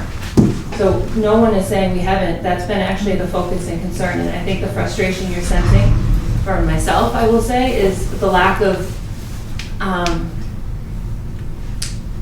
recognition that we've done nothing but discuss that, and we are doing our best to care and show concern and look at this safety very seriously. And I believe we've spent countless hours since the summer, and I am proud of this board. I am proud to serve on this board for the amount of time and effort we have spent, but I am getting a little frustrated with how little recognition we are getting for the amount of discussion we are having regarding safety, trucks, concerns, and traffic studies. So I would like to continue talking about the traffic study and where the board would like to go, but that's my 2 cents. Yeah, the fact that it's coming on strong here, there's no ulterior motive for that. Here we are. This hasn't been my biggest priority. This is something. It's his land. He's doing it according to the book with your oversight, which is good enough for me. I trust all that. Can I ask you a question? Sure. When you came to the meeting that you came to before, when you were invited to that meeting, we reached out across, to make sure that we have a chance to attend. Yes, that was intentional. That was intentional. Thank you. That was myself talking to Mark and making sure that he called you and we wanted to make sure you were involved. I appreciate it. That was all driven by the fact that I saw right at the early stages when I reviewed it, the fact that you had that right away, lock solid. Yeah. It was written by Mr. Bayard Underwood. Right. Okay. Previous owner, you're the Bayard, then Mr. McGinty, now yourself. Right. Okay. So the research I did was, wow, we have a situation here, this guy's got all the rights in the world, that it basically, the type, I don't have to read you the type, but it basically says, any vehicle that can drive on a road in the town of Ayer is allowed to go down that right of way. That's the way they wrote it. And so when we brought you in, and the original plan showed, the road going right straight through to the maintenance shed, you emphatically said, I want to keep that, my right-of-way in the location. Correct. And it was shown on your deed. Correct. So an effort was made to do that, and we moved the road around. We've probably had, I don't know how many, maybe 6 or 7 different plans between us and the Conservation Commission to come up with this. So we have been talking about the truck traffic, we talked about the width of the road and so forth. But there's an overriding concern that I have that is not in front of this board right now, but was in front of the boards when the golf course was permitted. Are you aware of the original decisions by the town of Harvard and the town of Ayer regarding the access to your golf course? Yep. That should be something you look at. Because you might find that the precedent that's been established for the use of that road has been established after the original permits were given, that somebody just started driving trucks down there. And there may not be anything that says a truck is even allowed to go down there. So I'd encourage you to take a look at some of the original discussions that were held between the two towns at that time regarding trucks, because everyone knew there was going to be trucks back then. Sure. So There was a lot more trucks back then. it may in fact be that this thing has been talked about before. So I think we have certainly have an obligation to look at your concerns because it's really important, and we have done that. I'm just disappointed that you didn't come, as everyone else has done, a little bit more often. Earlier. Obviously you were busy. I have 6 kids, I have 4 houses, and I got 25 businesses. I'm sorry. I'm sorry. I don't mean anything. I'm sorry that it comes in. I got registered mail yesterday. I looked at it hard. I thought about it, and I'm here to help. So the compromise we have to think about is, your rights to come with your deed. It says, you can use that right away, and then how the right of way is used for the trucks and the safety is involved with that. So it's a concern. We were always concerned, or I was always concerned with the fact that you had to take that really sharp turn, on the end to get around the maintenance department buildings to get back up to the lot. And the fact that I went to the fire department and I said to the fire department, you know what? Let's pull an alarm with Shaker Hills and tell me how you're going to get your trucks there. It's very simple. We're going to just drive right in the front driveway. It was designed to take a truck that size. So there's a possibility, although I know it's not going to be something you want to hear, that trucks were always designed to go in the front entrance there. And they weren't designed to go down that little side road, which, you had the right to go across, but people were using it as a cart road. Right. They weren't using it for trucks. know. And the other comment that I had was when you came before us the last time, you indicated, your favoritism in the location, which is now shown, but you also said that you could make a call to your vendors at the time. You emphatically stood there and said, I can help you with this. I can make a call to my vendors, and I can get them to limit the size of the trucks that go down that road. In some cases. Well, you didn't say that.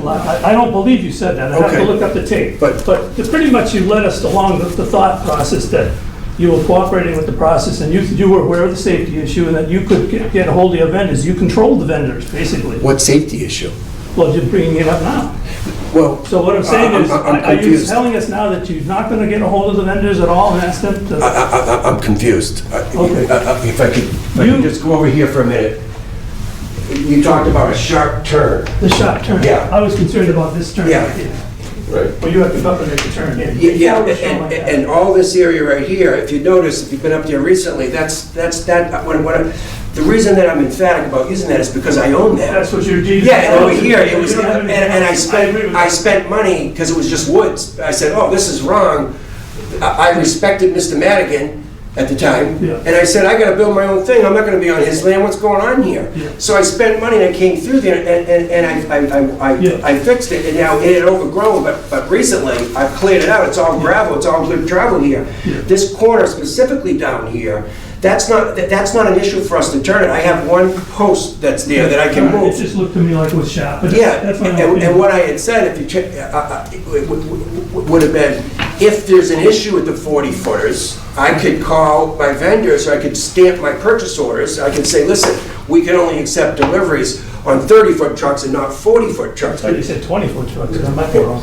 It's in the Smaller trucks. Smaller trucks, just in general. Yes, smaller trucks. Specifically. But the fact of the matter is, we can swing it. I'm now, after that meeting, and after I cleaned this up and got rid of the bush and brought back the full width of it that I had done 3 or 4 years ago, I went back and we've since had trucks through there. They can make it through there without issue. I can make it easier, very, very easy, by just nominal work. One little post. If in a worst case scenario, I would move an above ground diesel tank and above ground. I moved that over 5 feet here, changed this pole over here, which is about a half day's work. Now it's simply no issue at all. So I had said that based on if I had trouble with trucks. Bringing up a safety issue. Well, I understand the safety issue, I'm confused. Are trucks currently using this right of way? Yes.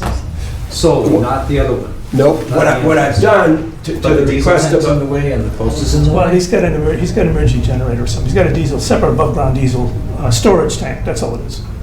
He's got a storage tank out behind his maintenance building. So why would it have to be moved to the trucks that come in the future as opposed to now? No, that diesel storage thing is simply for his on-site vehicles. Correct. His mowers and all that stuff. Yeah, I got it. So, The reason that it would have to be moved is if I want to make it even easier for trucks. Say I grow the 30,000 golfers, say my truck rate goes up. Yep. Say they want to come in, we just want to make it easier. Yep. I could do simple things that make it no issue at all. I mean, absolutely no issue. That's my point. Yeah. Okay? Thank you. Sure. At the end of the day, we're not eliminating the safety issue, going from 40-foot, 53-foot trucks to 20-foot Maybe trucks. not, they could go fast. It reduces it, but we're not. Reduces it, we're not eliminating it. Yeah, it possibly increases the number of trips. Right, Mr. Yeah, Curtis still has. and this is actually something that communities are struggling with. Drake, Lawrence, Methuen, Holliston, and Hopkinton are 5 I know of right now, where agricultural land is being turned into housing. And there's still agricultural deliveries being done. Some of the product that you buy from some of the nurseries comes off some of that land, chances are. What's the point? Truck traffic is in developments. It's happening. So I'm aware. I am aware of truck. Is it in cul-de-sac developments? Dead-end cul-de-sacs. 70 large trucks both ways per I day. appreciate that. That's my only point, but if they're out there, then that scares me as well. They share access roads. Sure. That just seems completely oil and vinegar. Are there any other questions? I would love to give this to the Yeah, I traffic. just want to clarify it. Tomorrow, Sure. yes, it'll. Do you need Yes, I will. and did you create a diagram? No, I was gonna, the last time I was here, he had this nice diagram, I figured I'd walk over to the diagram, that's what I meant by that, just to point out my, Would you be available if Mr. Santa Cruz wants to chat with you? Of course. Okay, great. Of course. Thank you very Yeah. much. Yes, I Because will we're gonna refer forward this to. this to the, Yeah, of course you can. One more question, that's all. Of course you can. Thank you very much, Mr. Curtis. So, the I'm second, gonna make sure where you Mr. list the Gordon volume here. yes. okay? yeah. When you changed this the last time, you said it was about 5 a day, and that looks like that adds up mathematically to what you have here. So it says 20 to 35 trucks per week, right? Is that still about 5 per day, roughly? So it comes out 35 times 7, divided by 7. I would have to refer to this because I did research for these numbers, so it's 20 to 35 trucks per week. Which is about, call it 5 a day. Right, and round trips, you double it, out and in. I'm just clarifying what you did here. Sure. So it's about what you told us originally, Correct. about 5 a day.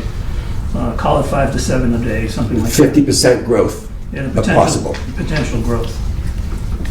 It already happened. I mean, we're coming from that era. I mean, Right. Okay, thank you. Other questions from the board? Thank you, Mr. Curtis. I'm available at your disposal. You know how to get in touch with me. If there's anything I can do to help you. Great. Thank you. very much. Appreciate it. We'd have to double check the sign bylaw and see if the sign actually. Oh, right. I thought you would think the sign bylaw. I didn't think you would. I know. I knew you were digging in. I was hoping you were digging in on the index plan. Mr. Boardman, do we invite you back? Sure. Okay. Sorry. No, not at all.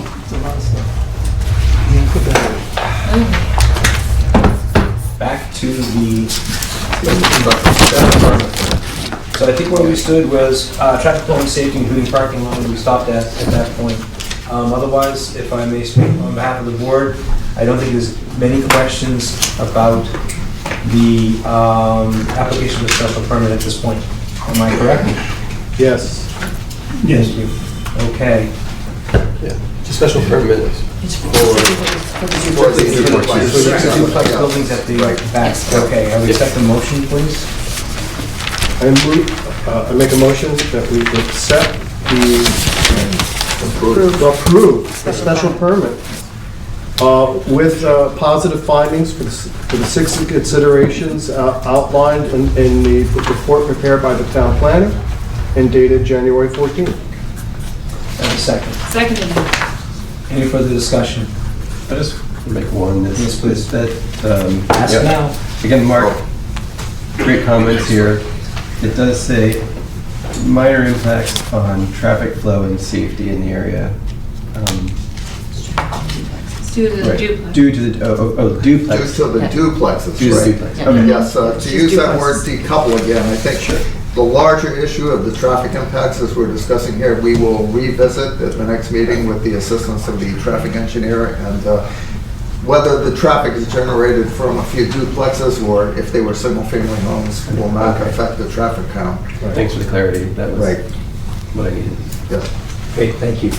Any further discussion? Hearing none, all in favor? Aye. Opposed? You have 2 questions. May I make a request? Sorry? Can we close the public hearing for the special permit then, since we voted on it? For the duplexes? For the Yes. duplexes. Is Yes. that a motion? Yeah, just Yes, to meet please. Jen. I make a motion to close the Things public clear. hearing for the special permit off Shaker Road, For the duplexes, yes. for the duplexes. Thank you. Seconded. Moved and seconded. Any further discussion?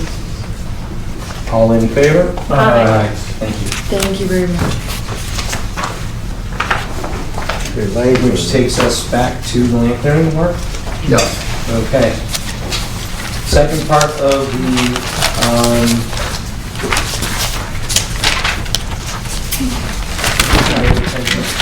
report. Did we read this? Did we read this? That's what we advertised. Oh, yeah, it was advertised. I know, but did he read it? Oh, yes, It was yes. part of it. It was one notice for both. You read It both. was one notice for both items, yes. We're good. You have more copies than you know what to do. Yep. So, Mr. Chair, members of the planning board, section 9.6 has to do with overseeing large areas that are being cleared for development. I believe the intent in the bylaw is really more applicable to site plans than for subdivisions. Since by virtue of doing an open space residential design, a lot of these objectives are met by protecting additional open space. But these criteria are intended to make sure that when development takes place, that the developer pays special attention to all of these criteria. Now, I'll just list the criteria, and as I did for the special permit, the proponent's comments are in red and my comments are in blue. The first criteria is to minimize site alteration and land clearing. The second is to protect wildlife habitat. Third is to protect understory vegetation. Fourth is to employ proper site management techniques during construction. Fifth is to protect the site during construction through adequate erosion sedimentation controls. Sixth is to revegetate the site immediately after grading. Seven is monitoring and inspections post-development. And eighth is to provide the planning board with actual plans after approval. I'd like to ask Please do. I'd like to ask the proponent to take us through these one by one. Sure. You can use what I wrote, if that's all right with you, roughly. First standard is minimizing site alteration, and I think that, as Mark had said, that's the main goal of the entire OSRD process. If you recall, I think our original preliminary concept plans that we came in with had more units, but also had them spread out substantially over the site. and just about 25 feet off the lake was the number we were using for the limited disturbance. The OSRD provides the goal of reducing the overall footprint of the project and providing open space.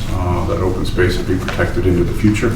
In this case, we've got about 12.5 acres roughly around the pond itself, an additional 2.5 acres that will be between the project and the golf course next door that will not be disturbed or altered as this goal states. Protect wildlife habitat. Again, as part of the OSRD, we had the environmental analysis completed by Oxbow. They were out on site. The site is not natural heritage, it does not have identified endangered species on it. They saw no evidence of that in their report. And again, they identified that the areas that would have the greatest habitat value were in and around the Shaker Mill Pond, and that is where we're providing the open space. Protect understory vegetation. Basically, we're providing a limit of work at the edge of the lots themselves, so we won't have clearing down by the pond. The understory should simply remain completely intact along with the mature trees. That limit of work is delineated on the plan by hay bales where it's within the buffer zone, and will be staked out and or fenced where it's not within the buffer zone. And that is also shown on the sheet C4 probably in a big dark line surrounding the project. It's a dotted line, right? It's dashed on where it's hay bales and it's dashed dots where it's staked and fenced. Which page is that? C4, which would be... I'm doing that by habit. It could be C5. Oh, you've done this before. You're calling me on this. Oh, you've done this before, Yeah. huh? It is C4. Right. Yes. Your grading plans are all C4. Usually. So yeah, we got a dark line delineating the limit of work. And basically it follows right around the property lines, right around the lots. I'm going to ask a question. Sure. Question. You might want to look at Ms. Marina's copy of C4. The boulder actually sits inside the disturbed area, but the note says it will not be disturbed without natural around the boulder. The note was based on our conversations and was shown to the Conservation Commission area around Boulder to remain natural with select tree clearing and removal of existing debris. So the limit of work is perfectly fine there. I just wanted to make sure you're... Yep. And then you'll notice also there's two funny sort of bump outs in the hay bale line behind lots 14 and 15, and that, when we walked it with the commission, that's the area where there's right now some piles of dirt, trash, shingles. So they wanted the hay bales around those so that that material could then be taken out during the construction process. As the Conservation Commissioner said, I've been on site walks with you. Yes. Yep. Let's see, employ proper site management techniques.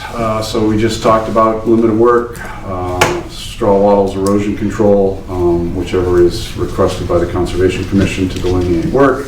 The drainage system will involve deep sunk catch basins, hydrodynamic separators to remove total suspended solids, and a detention basin, and is in compliance with the Mass DEP stormwater regulations. The plans also call out that all disturbed areas need to be revegetated as soon as feasible.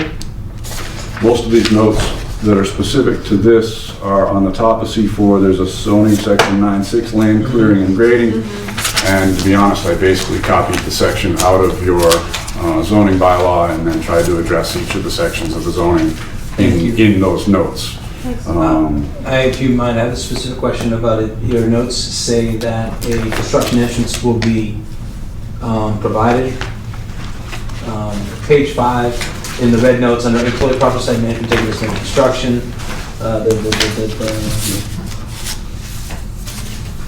In the middle of that paragraph, third line down, shall be ringed with straw bales. The site shall have a temporary construction entrance to prevent track of the soils onto the existing roadway.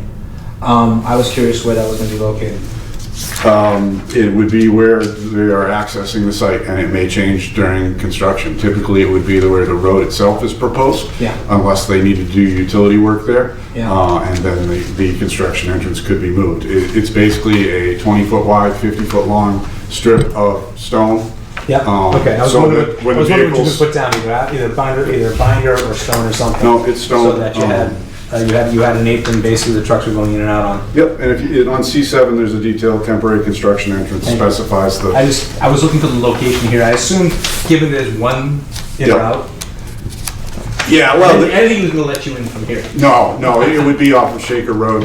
At some point, they're gonna be doing sewer water right where the entrance is, so I would anticipate that during that time, they'd slide the construction entrance up 20 feet Yeah. so that they're not tripping over themselves. So, and yeah, what it is as the trucks drive over that, it knocks all the dirt out of the tires so it doesn't end up on Shaker Road and you don't get the phone calls. It's a rip wrap or something like that? Yeah, 3/4 to 1.5 inch stone usually. If it's real bad, some of the guys will set up a sprinkler as the trucks go through and wash the wheels. They're responsible for it not ending up in the street, and if it does, usually the DPW gets a phone call and it doesn't happen again. So. But thank you, I was looking for the call out for the actual entrance on the plan. Thank you. So that C7 sheet has lots of verbiage and lots of details that basically becomes the toolkit for the developer to utilize those items to make sure that there are no erosion control issues on the site.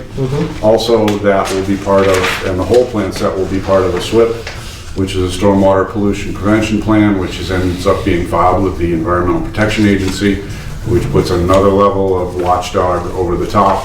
The EPA can show up at any time and ask to see a copy of the SWIP and the plans, and then they can walk around and make sure you're in compliance, and if not, they like to give big fines. So, Can I ask you to elaborate for everyone who might not know what that is, and the minimum, the size over which a project needs to go to require this SWWPP, or is it? a SWIP plan, yeah, construction general permit for construction land disturbance, it's anything over 1 acre. 1 acre, right? Correct. Right, it's 40,000, 45,000, whatever. 43560. So any job that we do in town that's over that size is require one of these. You mean like... And when it first, to be honest, when it first came out, you filled it out, you submitted it to the federal government, and it went into some vault somewhere, and I'm not sure anybody paid that much attention, but lately they've been finding people, they've been arriving on sites and inspecting their... Sources of income and denser populations around projects. Yep, one of the when that mall on the hill in Leominster was built, they got fined really heavily. So apparently somebody who works at EPA drives up and down Route 2. But we don't want you to get fined. It's just, no, but and it's all for the right reasons. So yep. So also the notes call for revegetation as soon as possible. Specify the 4 inches of topsoil, which is in your regulations. The plan lists the meetings that are listed in your regulations. I think it was a pre-site meeting with DPW, Conservation, Planning Board, and/or I think there was another person in there, Building Inspector. Yeah, pre-construction. And it also calls out right on the plan so that there's no arguments at the end that there will be a need for an as-built plan.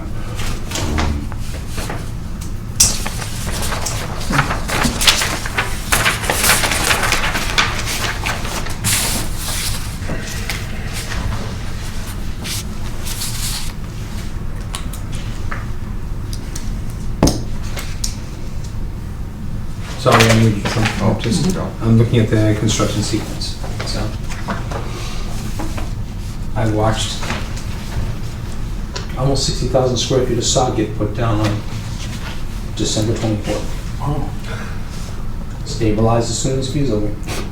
Did they have the machine with the big rolls, or did they do it by hand? When the rolls weren't frozen? I don't know. They came from Pennsylvania. I don't know. Interesting process to watch. Thank you. Okay. Sorry, I lost my train of thought. Do we have any questions about, and thank you, Mr. Tiskin, and thank you, Mr. Borden, for going through this.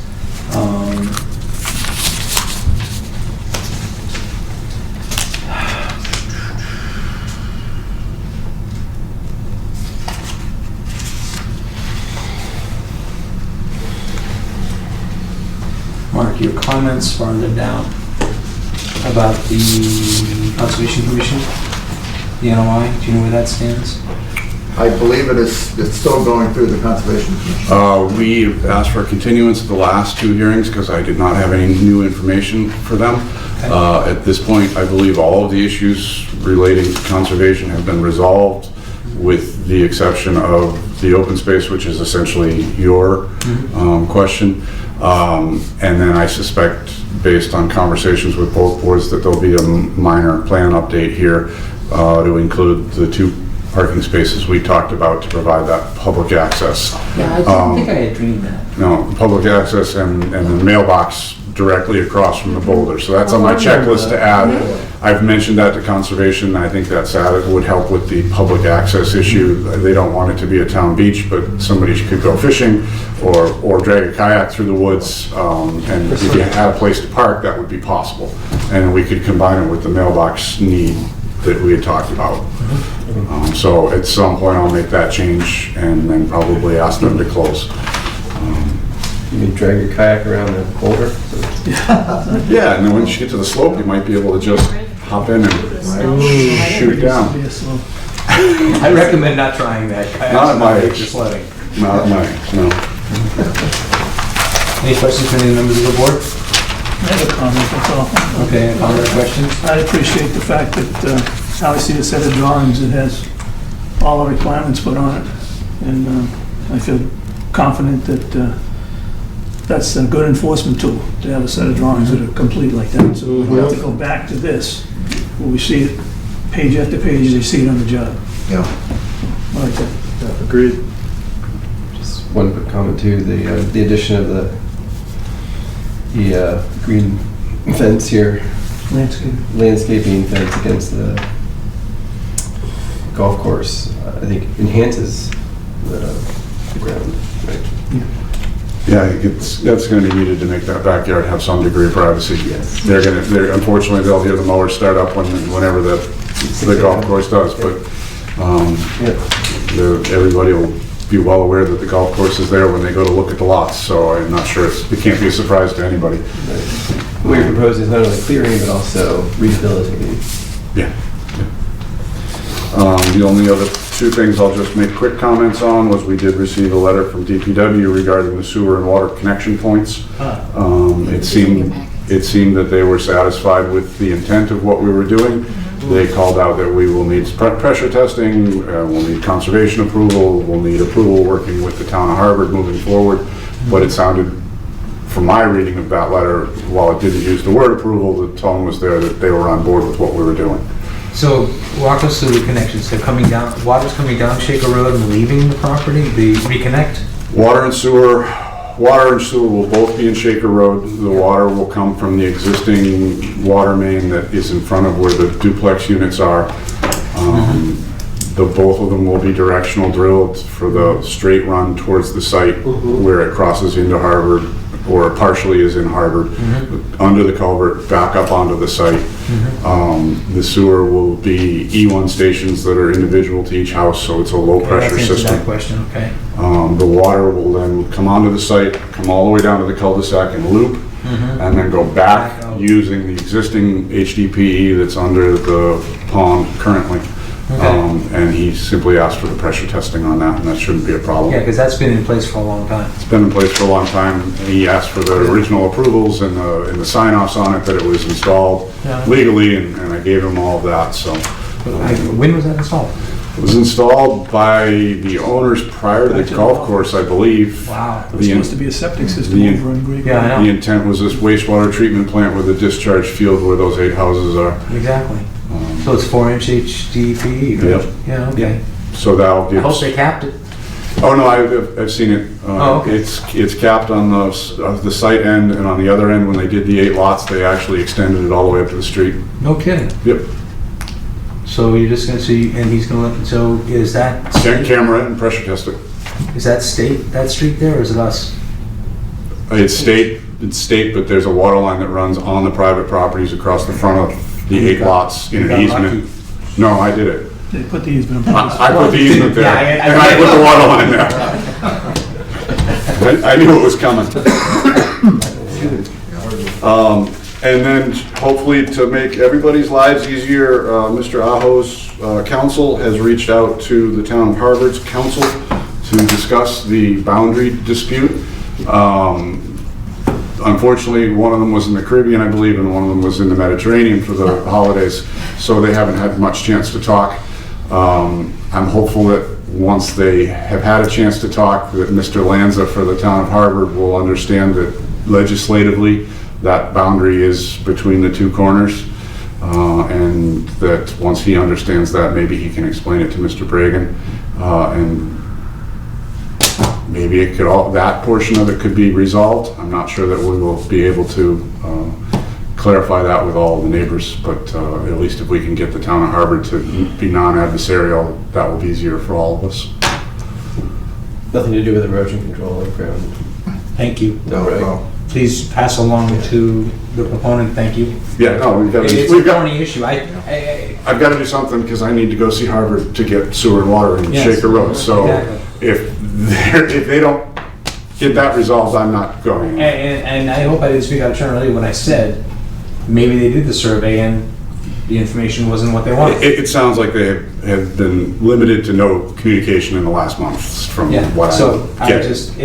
With the technology and emails, we can't seem to get two people to talk. If something puts the brakes on this, it's not going to be this board. That's right.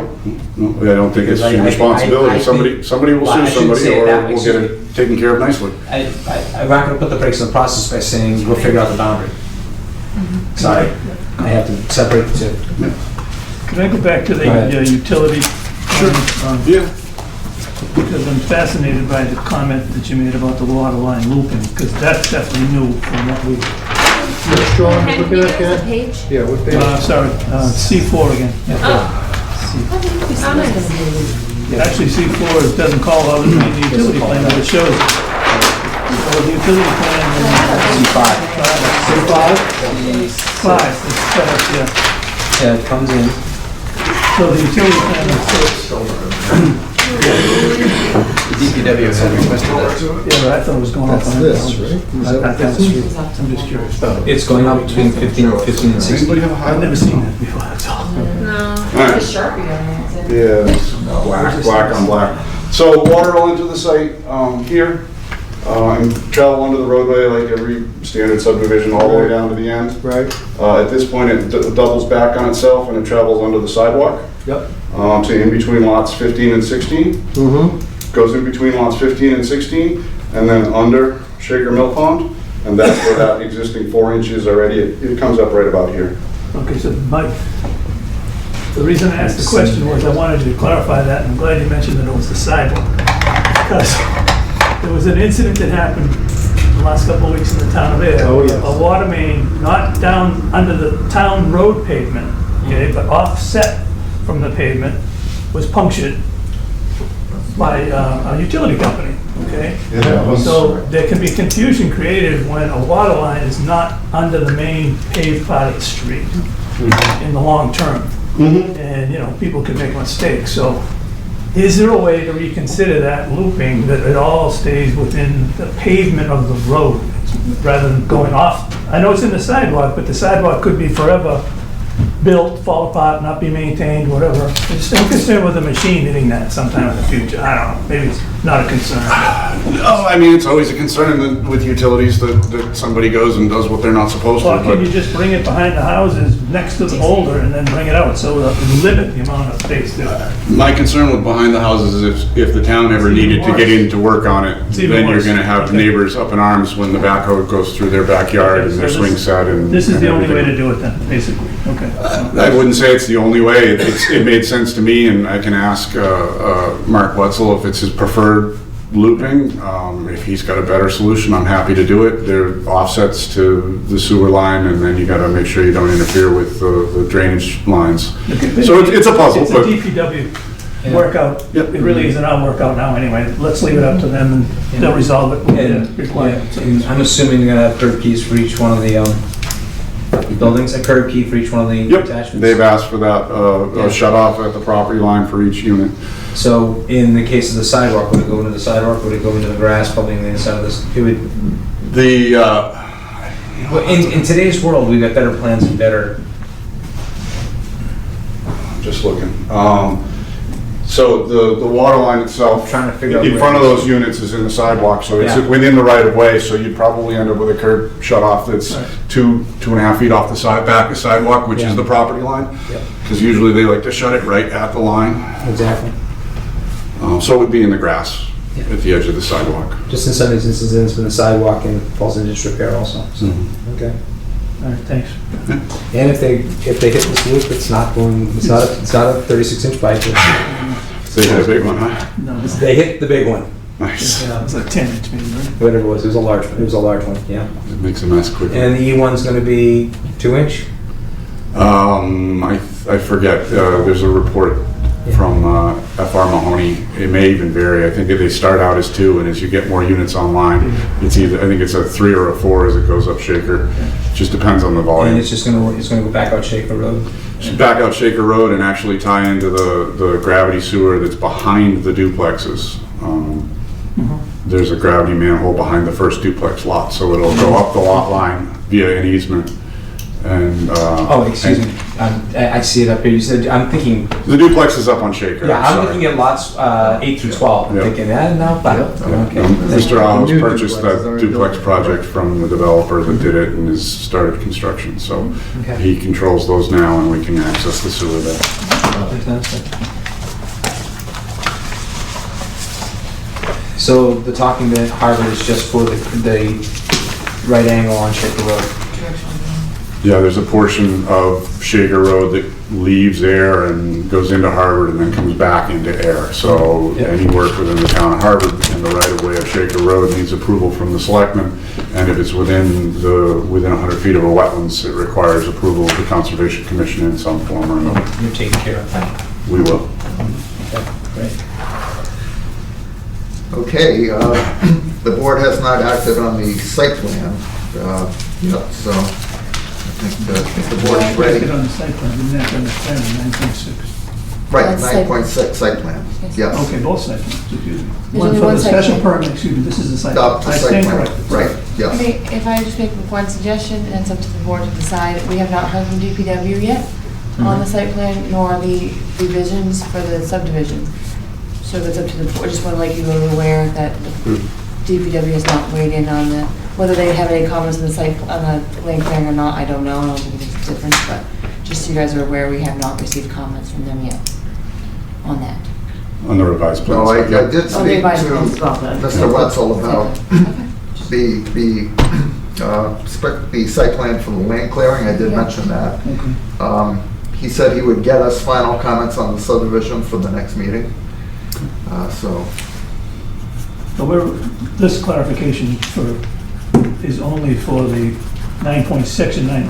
right, correct, planning. yes, this is Right, so only it's for not section just 9.6. 9.6, It's okay. it's not approving the entire subdivision. Oh, we Got understand. it. No. Exactly. Thank you, Yes. okay, I just wanted Yes, a clarification. yes. Thank It's you. only to make sure that the criteria for section 9.6 are On met. that. Basically, if you deny the Correct. site plan, they can't Right, build so, the subdivision. And the drawing, any- basically the way we left this is that the drawings that are referred to in your comments are the drawings that are basically the site plan component of the subdivision plan. correct, Okay, that we Yes. talked to. yes. It's We one included all the set information of drawings. in one set of plans. Exactly, I Yes. understand that. Because if not, they'd never get to I the just want to make site. that clear, because when we talk about a site plan and a commercial venture, it's separate Exactly, but drawing it's, and stuff. right.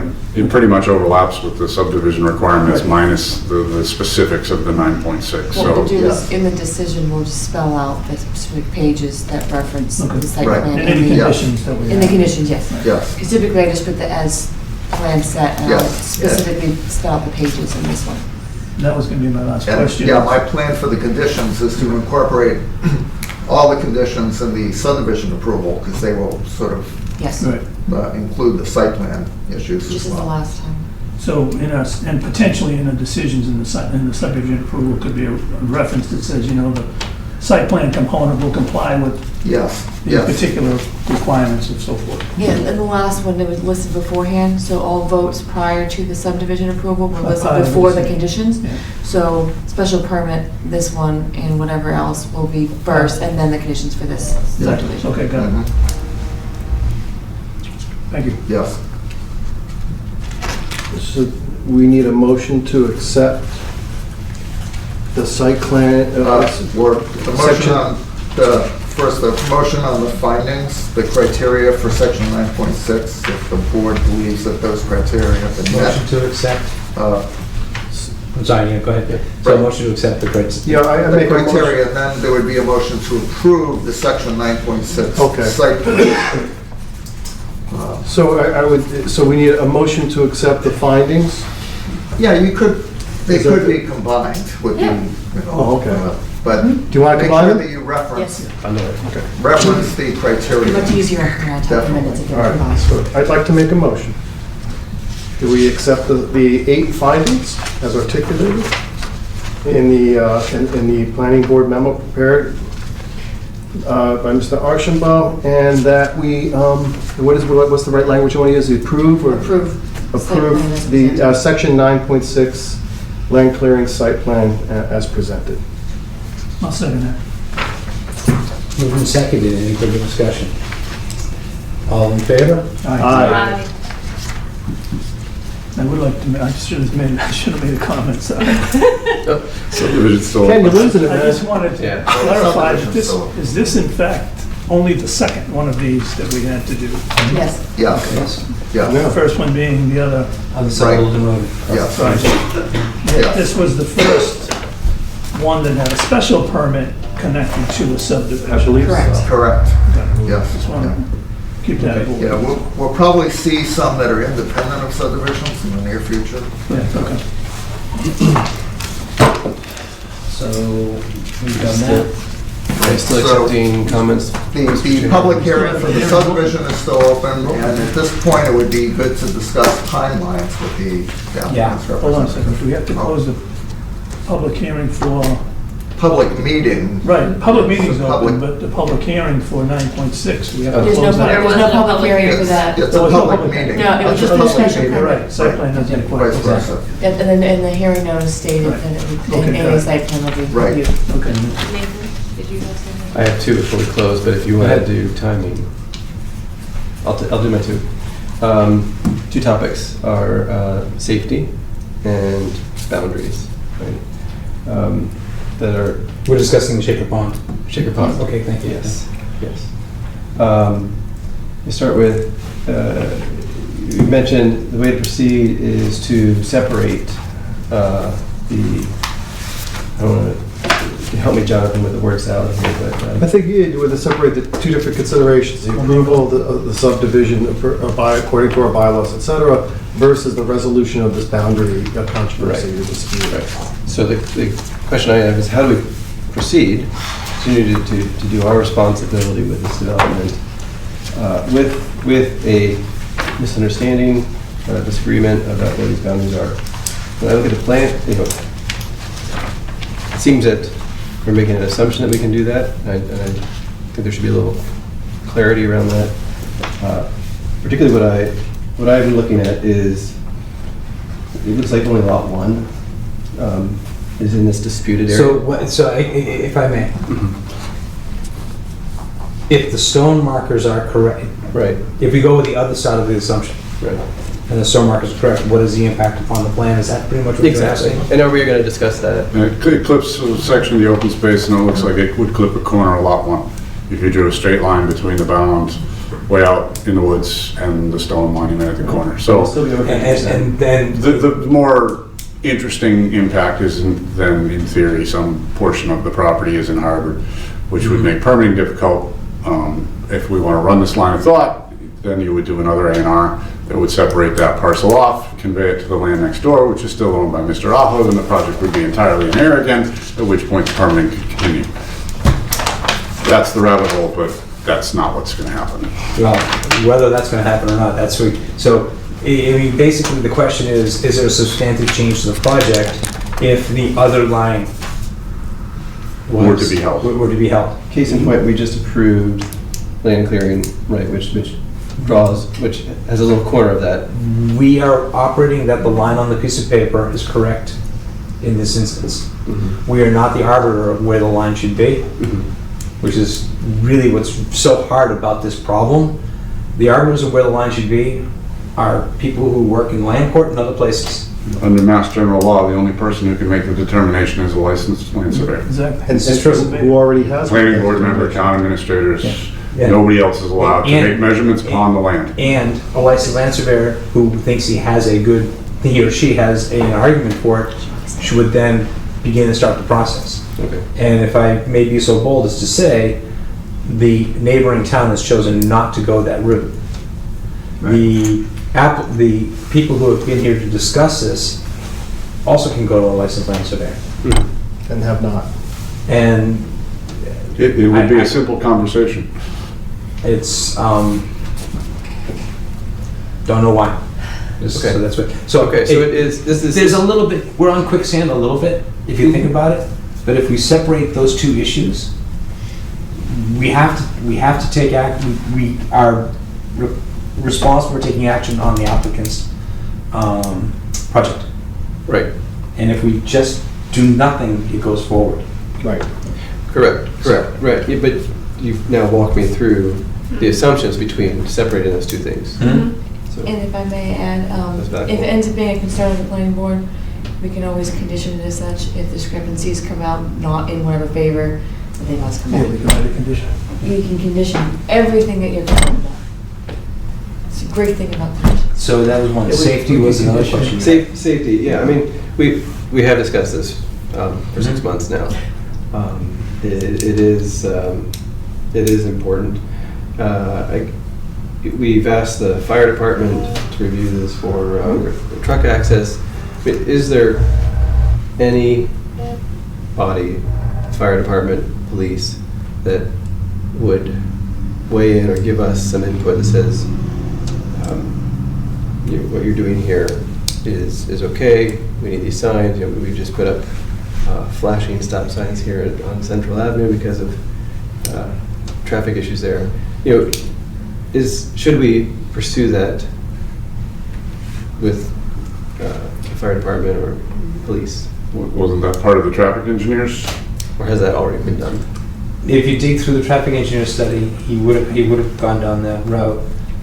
Good question. Yeah, he does address safety in there. He does address He does safety. make some recommendations for clearing some bushes and trees within the right of way, just south of the entrance to the proposed subdivision road. Yep. So, we can get into that in more depth at the next meeting, but he does take traffic safety into concern in his report. And the fire department and police have reviewed the subdivision plan and got comments of the planning board. Right. I think I'd rather live on a cul-de-sac with some trucks coming through than on 2A.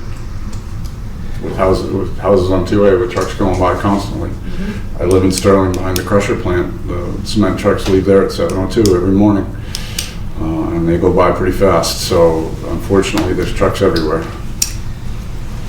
Just as another further comment, that it's not, I'm just following up on Nathan's comment, but the planning process is also involved with the building commissioner, who stated early on his objection to the common driveways and brought up the fact that there was a question. We actually went to legal counsel on whether the common driveways require a special permit because the language is a little cloudy about that requirement.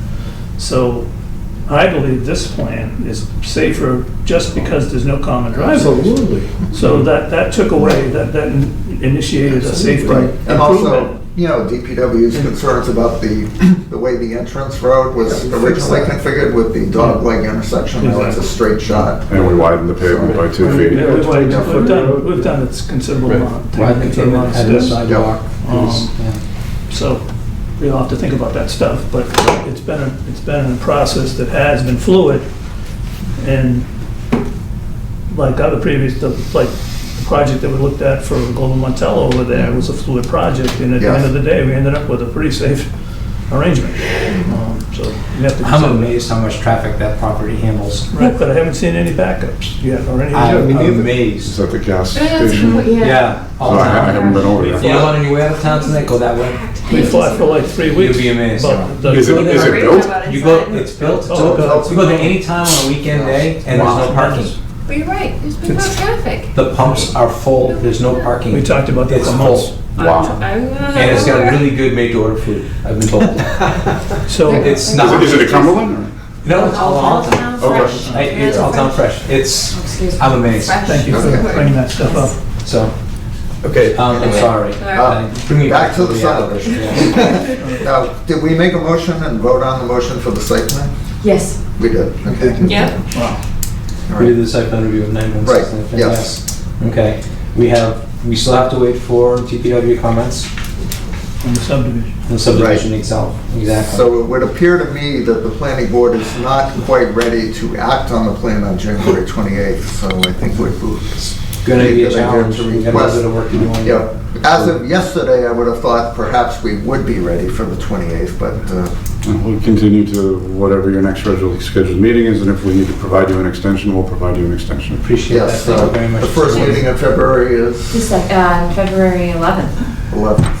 I don't, well, this is the second meeting in January. Well, there Yeah, wasn't. This is the first. But you don't have a- 28th. 28th. Our second meeting in January is the 28th. Okay, Yeah. so we would continue until the 28th? Yes. We continue to the 29th, I believe. Everyone's requesting another possible. The letter, extension. you've already given us a letter to the 28th. Yeah, so then you need an extension to the Yeah. 2nd, to the 11th, or? I'm going to make a okay, go ahead. Go One letter go all My the way out. recommendation would be the second meeting in February. That still- might be safer. Which yes. would be approximately think a it month and matters. a half from now. Yes. Rather The than, 25th. Correct. Thank you. Provide extension to February 25th. I'll get you that in writing tomorrow morning. Thank you, because we are waiting for the Thank you DPW and very their. much. Yeah, and if we get a set of changes from that, then I gotta get another set of plans around. I know. But you doesn't the planner need, in the event that this comes close to being approved, and don't we need to have a set of rough draft of the conditions Yes. come into that? Yes, I've already started those. Okay, I just made Yes. some notes too. Yep. Just trying to be informed about that process. Yeah, to finish the process, we'll get Mr. Santa Cruz to come and talk about the traffic. We'll make Yes, sure he gets a copy of the 28th. letter. Yep. Yep. Do you want a copy of the letter? He handed me one on the way out. Oh, okay, great, so that you have this also. I'll give it to council. And we'll see if that has an impact on Mr. Santa Cruz's work. And we'd love to see him, I hope he's okay, I'd love to see him at the next meeting, please. So we have, at this point, need a motion to continue. Motion to continue The public hearing. public hearing for the Shaker Hill Road development. Shaker Mill. Shaker Mill Pond, oh, Shaker Mill Pond development, sorry, Right, please. to January 28th. We need to mention the exact date. To You can just January say a 28th? mo- Yeah, You just can just say a to motion to January- continue. Motion to continue. Seconded. All the right words given there. May I, all in favor? Aye. Thank you, Mr. Boardman. Thank you. Appreciate it tonight. Seriously, go by, you'll Yeah, I go home now. start designing other things. Okay, yes, we're almost there. Chairman, I'm sorry, yes. could you just clarify one point you made 5 or 10 minutes ago that people in this room had not thought out something about licensing or gone to some, I think you made a comment that people in the adjoining town had not, I may have said something to the tune of, and watch the tape if you'd like, it's available. There are other avenues. I mean, I think that's the question you're asking. I mean, Yeah, I couldn't hear about, well. excuse me, about what? the boundary. We've discussing a lot of things. Is this about the town line? Probably, Yeah. I think that's what. We have to operate with what we have in front of us. It's a stamp set, it's a stamped plan from a licensed surveyor, and that's how we continue to operate. Should there be a belief that this is incorrect, the parties who feel like they are correct need to take action. Not just tell us it's wrong and we have to stop. Okay, Fair enough? so it was, we could go to the licensed surveyor Yeah. directly Yeah. to resolve that. When the economic development director was here, we discussed it. It's been discussed with the town administrator in Harvard. It has been something that's been available to the Shields since their discussion about the tax burden for almost 30 years. Action's never been taken. That's what I was referring to. Okay. Thank you. Have a good night. Okay, good night, John, thank you. Town planner update. Okay, in the packet for this evening, I typed up an actual update. Okay. And the first is Ken Diskin, Dan Van Schouwert, and myself have completed a rough draft of the subdivision regulations, which I am now in the process of trying to make more concise and fine tune them a little bit. No matter what state they are in, I will distribute them to the board on January 28th. And I think it would be good for the board to attempt to adopt these at the February 25th meeting. Okay, I think it was tomorrow. Okay. So we have a little bit of time, but not a lot. But, I'd like to get them a little bit more polished before. And it's my understanding, if we hold a public hearing for them on the 25th, we could then adopt them after that. Correct. Yes, it does not need town meeting. Thank you. The second update has to do with the many applications that will be coming before us in the next few months. We have the fire station coming to us for a site plan review. That will be coming in February due to the deadline that they have. That should go fairly quick, one, perhaps 2 meetings at the most. We anticipate a minor site plan for an addition at the Nasoya plant. We'll know more about that after we meet with the applicant this week. 41 East Main Street will be coming back to us. This is good. I know, we've approved that several times. There's a new owner. Obviously, we just can't get it right, can we? Mark Sadot has left, but the good news is that the new site plan will enable the historic tapped house to be saved, to be retained, which may not have been the case under the prior site plan. So that will probably take a little bit longer, a few meetings. I'm not exactly sure when that will be coming to us, but I would say within the next 2 months. Can I ask you a question before you get off that one right there? Since we know it's been here many times, or maybe members may not know that.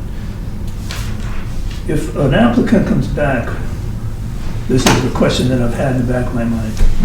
If an applicant comes back after they have an approved site plan, and they come back with another new site plan, are they then required to start basically with our new regulations, which may differ from the approval that they were granted in the past? For instance, we've put things in place now that are more restrictive potentially. It could be different than they were under the initial approval. Does it start over? That's the question I'm going to bring up, I guess, for you to think about. You can give us the answer later. That's just, I think, something we have to consider. Yes. If I may. Or is it an amendment? That's the question. It's a good question. I don't know the answer to it. But I would also, whatever we decide, we need to let the owner know. Absolutely. So they have to know, yeah. Yes. Okay, thank you. I know why you're asking. I just wanted to say the obvious. I get to be the chair for that, Okay. Air Solar 2 is amended their plan, and they'll be back before us in the near future. And one thing, David Berry, who's a property owner. May I ask on the Air Solar 2? It says enhanced vegetative buffer with Madigan. The enhanced vegetative buffer between Madigan Lane subdivision, correct? Yes, between the Air Solar 2 it says with Madigan Lane. So, yeah, that's okay. I just want to make sure it's actually more space between the two. Correct. Got it. Thanks. Okay. Yeah. Thanks. Right. Mr. Berry, who's a property owner in downtown, as everybody knows, would like to come to us for a conceptual discussion at the February 25th meeting. Interesting. Just to talk about a project under the form-based code. That's not an actual application yet. I think that will take a fair amount of time to prepare, given the complexity of that. But he would like to at least, start the discussion with the board at the end of February. Would it be appropriate that Mr. Minoyan be involved with this? Oh, he is. Okay. Yes. Again, I get to ask the obvious guys. At the table. Yes. I will be there as well. Thank you, Mr. Parkin. Huge consequences here. Right. Yeah. Well, I mean, if you think about it, form-based code, they're supposed to just tick the boxes and build it. Yeah, but it's. Ultimately. I like the idea of coming I like the idea of being involved. We all like that. Yep. Come in and talk about it. Yes. Maybe the 5th form-based code will be tick boxes. Okay, we have, Form-based code. the next project is 65 Fitchburg Road, property of Mr. Doug Shaw. That will be a fairly complex project because that one parcel has 3 zoning districts on it. Oh, boy. So, Yes, it does. yeah. Nice. But Alan and I are actually meeting with him tomorrow afternoon to discuss the conceptual nature of that. Okay, and then on the next page, It's so easy. There's the round building. right, yes. There's a relatively small subdivision that will likely be before us in the near future at 76 Groton School Road between John Riley Road and Pheasant Circle. It's 4.5 acres, so given that we require a yield plan now that takes into account the full lot size, we will not have as many units as we would have before that zoning amendment. But nonetheless, it will be a relatively small subdivision. And that's right across from Zodiac, correct? Yes. Thank you. Oh, okay, thank you. That helps. Right behind the new house that they're Got it. And I'm meeting with the proponent on that tomorrow morning, so I'll know more Bob Prescott. sometime for the next meeting. No, I'm sorry, you go ahead, Mark. I'm going to have a comment for the next one. Yes, and lastly, something that will be coming before us, I'm not sure exactly when, but in the relatively near future is Stratton Hill. Just point out that when the Conservation Commission was here, they put a map on the screen, and then they put the priority preservation areas, one marked in red, and I noticed that smack dab in the middle is, guess what? Right. This. Right. It's not an Yes. accident. It's been there forever. Yeah, no, I've seen, I mean, I know, I've walked by it, it's got that gravel road, I don't know what you call that, is it right away at this point? Do you No, call it's it a a road. road? We're talking about this one we have. Exactly, Yeah. right. And that road that you see there is the roughed out road from the 2004 approval. Right. So my understanding is the subdivision will be smaller. It won't extend as far to the north as you see here. You know, but they haven't submitted anything, you know, so. Wow. They did indicate they would like to go through the full preliminary plan first before definitive, so we'll have some time to work out the details. But, you know, all of that, you know, if we get several of these plans in simultaneously, we'll have to think of managing our meetings in terms of, you know, How much time the perhaps applicant has time and limits stuff. per applicant or whatever. It's, you know, unclear right now how many of these will be, you know, concurrent applications, but this possibility exists for several.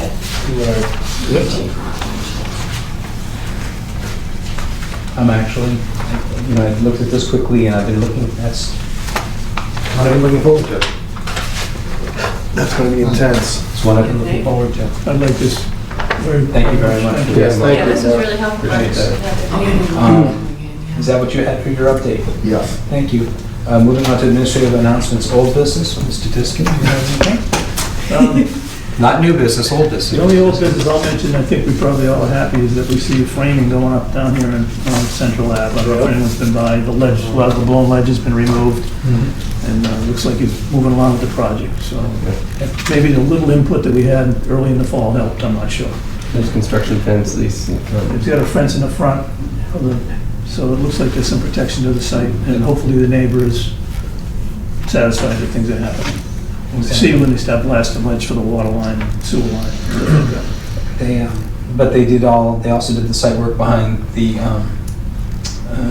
framing's gone in, previous framing I watched them do the site work behind it and stuff like that, which is So it's good. cleaned up better than it was. And I'm assuming they're going through the permitting process with the town correctly, so. And I think he's got every permit he needs probably now. Yeah. Do it. Okay, under old business, this is both old and new, if anybody has anything else. I'm sure, did you receive an email? I did. Okay, Nathan and my terms are up for election this year. Wait, it just seems like yesterday Nathan was a... You filled the term until, there we go. So I would hope that you would think, sometimes this seems hard. but I hope that you enjoy doing it. I hope that you would think Yes, seriously please. about Sticking around. filing, taking out papers and, okay? Thank you. I'll help you get signatures if you need to. Oh, thanks. No. Thanks. And so, yeah, I was surprised. I had been thinking about that. And I was surprised to get that email also. So, cool. Other new business we have, you just talked about the upcoming stuff. I'm really looking forward to the draft subdivision regulations. You guys have done a lot of work on it. too. I was over, I should probably, let me talk a minute about the municipal vulnerability project that's been going on. Ken and I were there. Just the two of us, correct? And Jonathan's. I thought Jonathan was there. No, I was in Mark was Arizona. there. but- Oh, Mark was there. We didn't have a quorum. Okay. Thank God. But it's getting to be very late, and it's probably worth, if you are available this Thursday, it's actually pretty interesting. Is it here? It's over at the DPW. Okay. It's from 4 to 8. Come by anytime, honestly. It's being run by consultants who do this. Municipal vulnerability is looking at your community and deciding what, I hate to say it, problems, but disasters, and how they would affect you. And they've identified, we'd all think of them right off that bat, beavers, fire, stuff like that. But next week,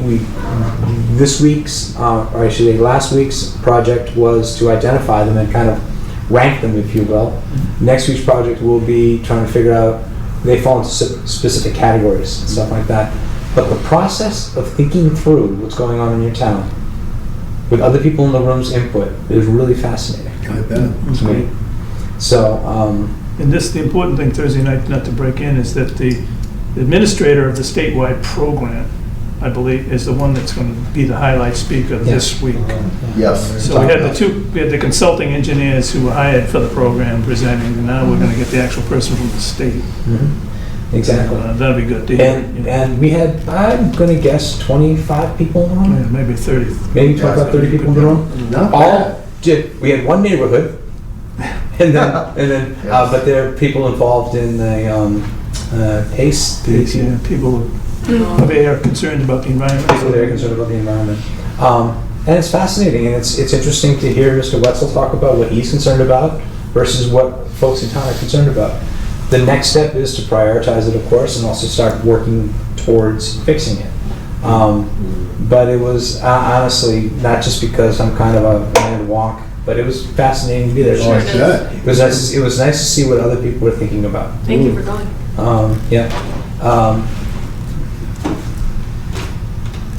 The other one skipped my mind, what I was thinking about. Oh no, that's it. The subdivision you guys were in. What got me thinking about the municipal vulnerability is I had a quick chat with the third wheel of your Dan. With Dan, the third wheel of your project, and he's actually pretty excited about this getting put forward also. And I talked to Mark about it also, and pretty excited about getting that subdivision thing nailed down a little bit. You know, and for those of you who sit and look at this as as sometimes a long road to hoe, we've done a lot in the last couple of years.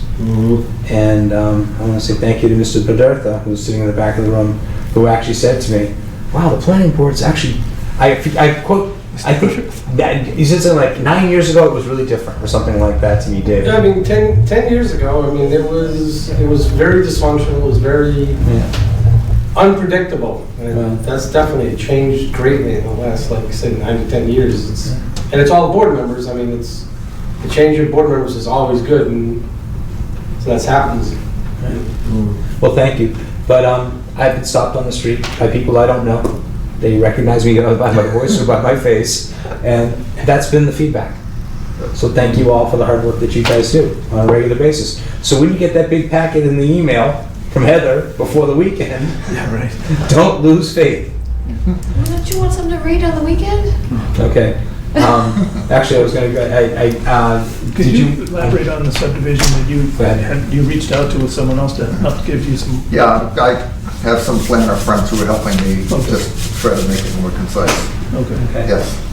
Because one of the concerns DPW had was that we might be a little wordy in a couple of places and things along those lines. That's exactly what I was concerned about, so. A great man once said you should never see the making of laws or sausage, right?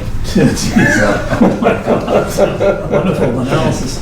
Well, and something is often a good place to start. Yeah, no, it's Okay. I still want to keep in the back burner, short-term and small houses for this year. Okay? Oh, the short-term rental. Short-term Yes, rentals. that's on our list of. And tiny houses. Yes, Because tiny I- houses. I've noticed a couple. Oh, Yeah. And we need to keep on top of that. Next on the list is to approve the minutes from the minutes. We've all gotten our edits into Heather. All the numbers are mine. Can I make a motion? Yeah. I would like to make a motion to approve the minutes of the Ayer Planning Board meeting of December 10th, 2019. Thank you very much. Do we have a second? Seconded. Any further discussion?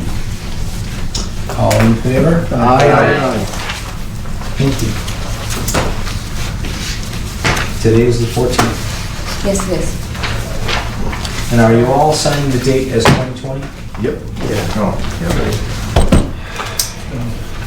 I'm glad we started 6:15. There's I'm sorry, yes, you have a question?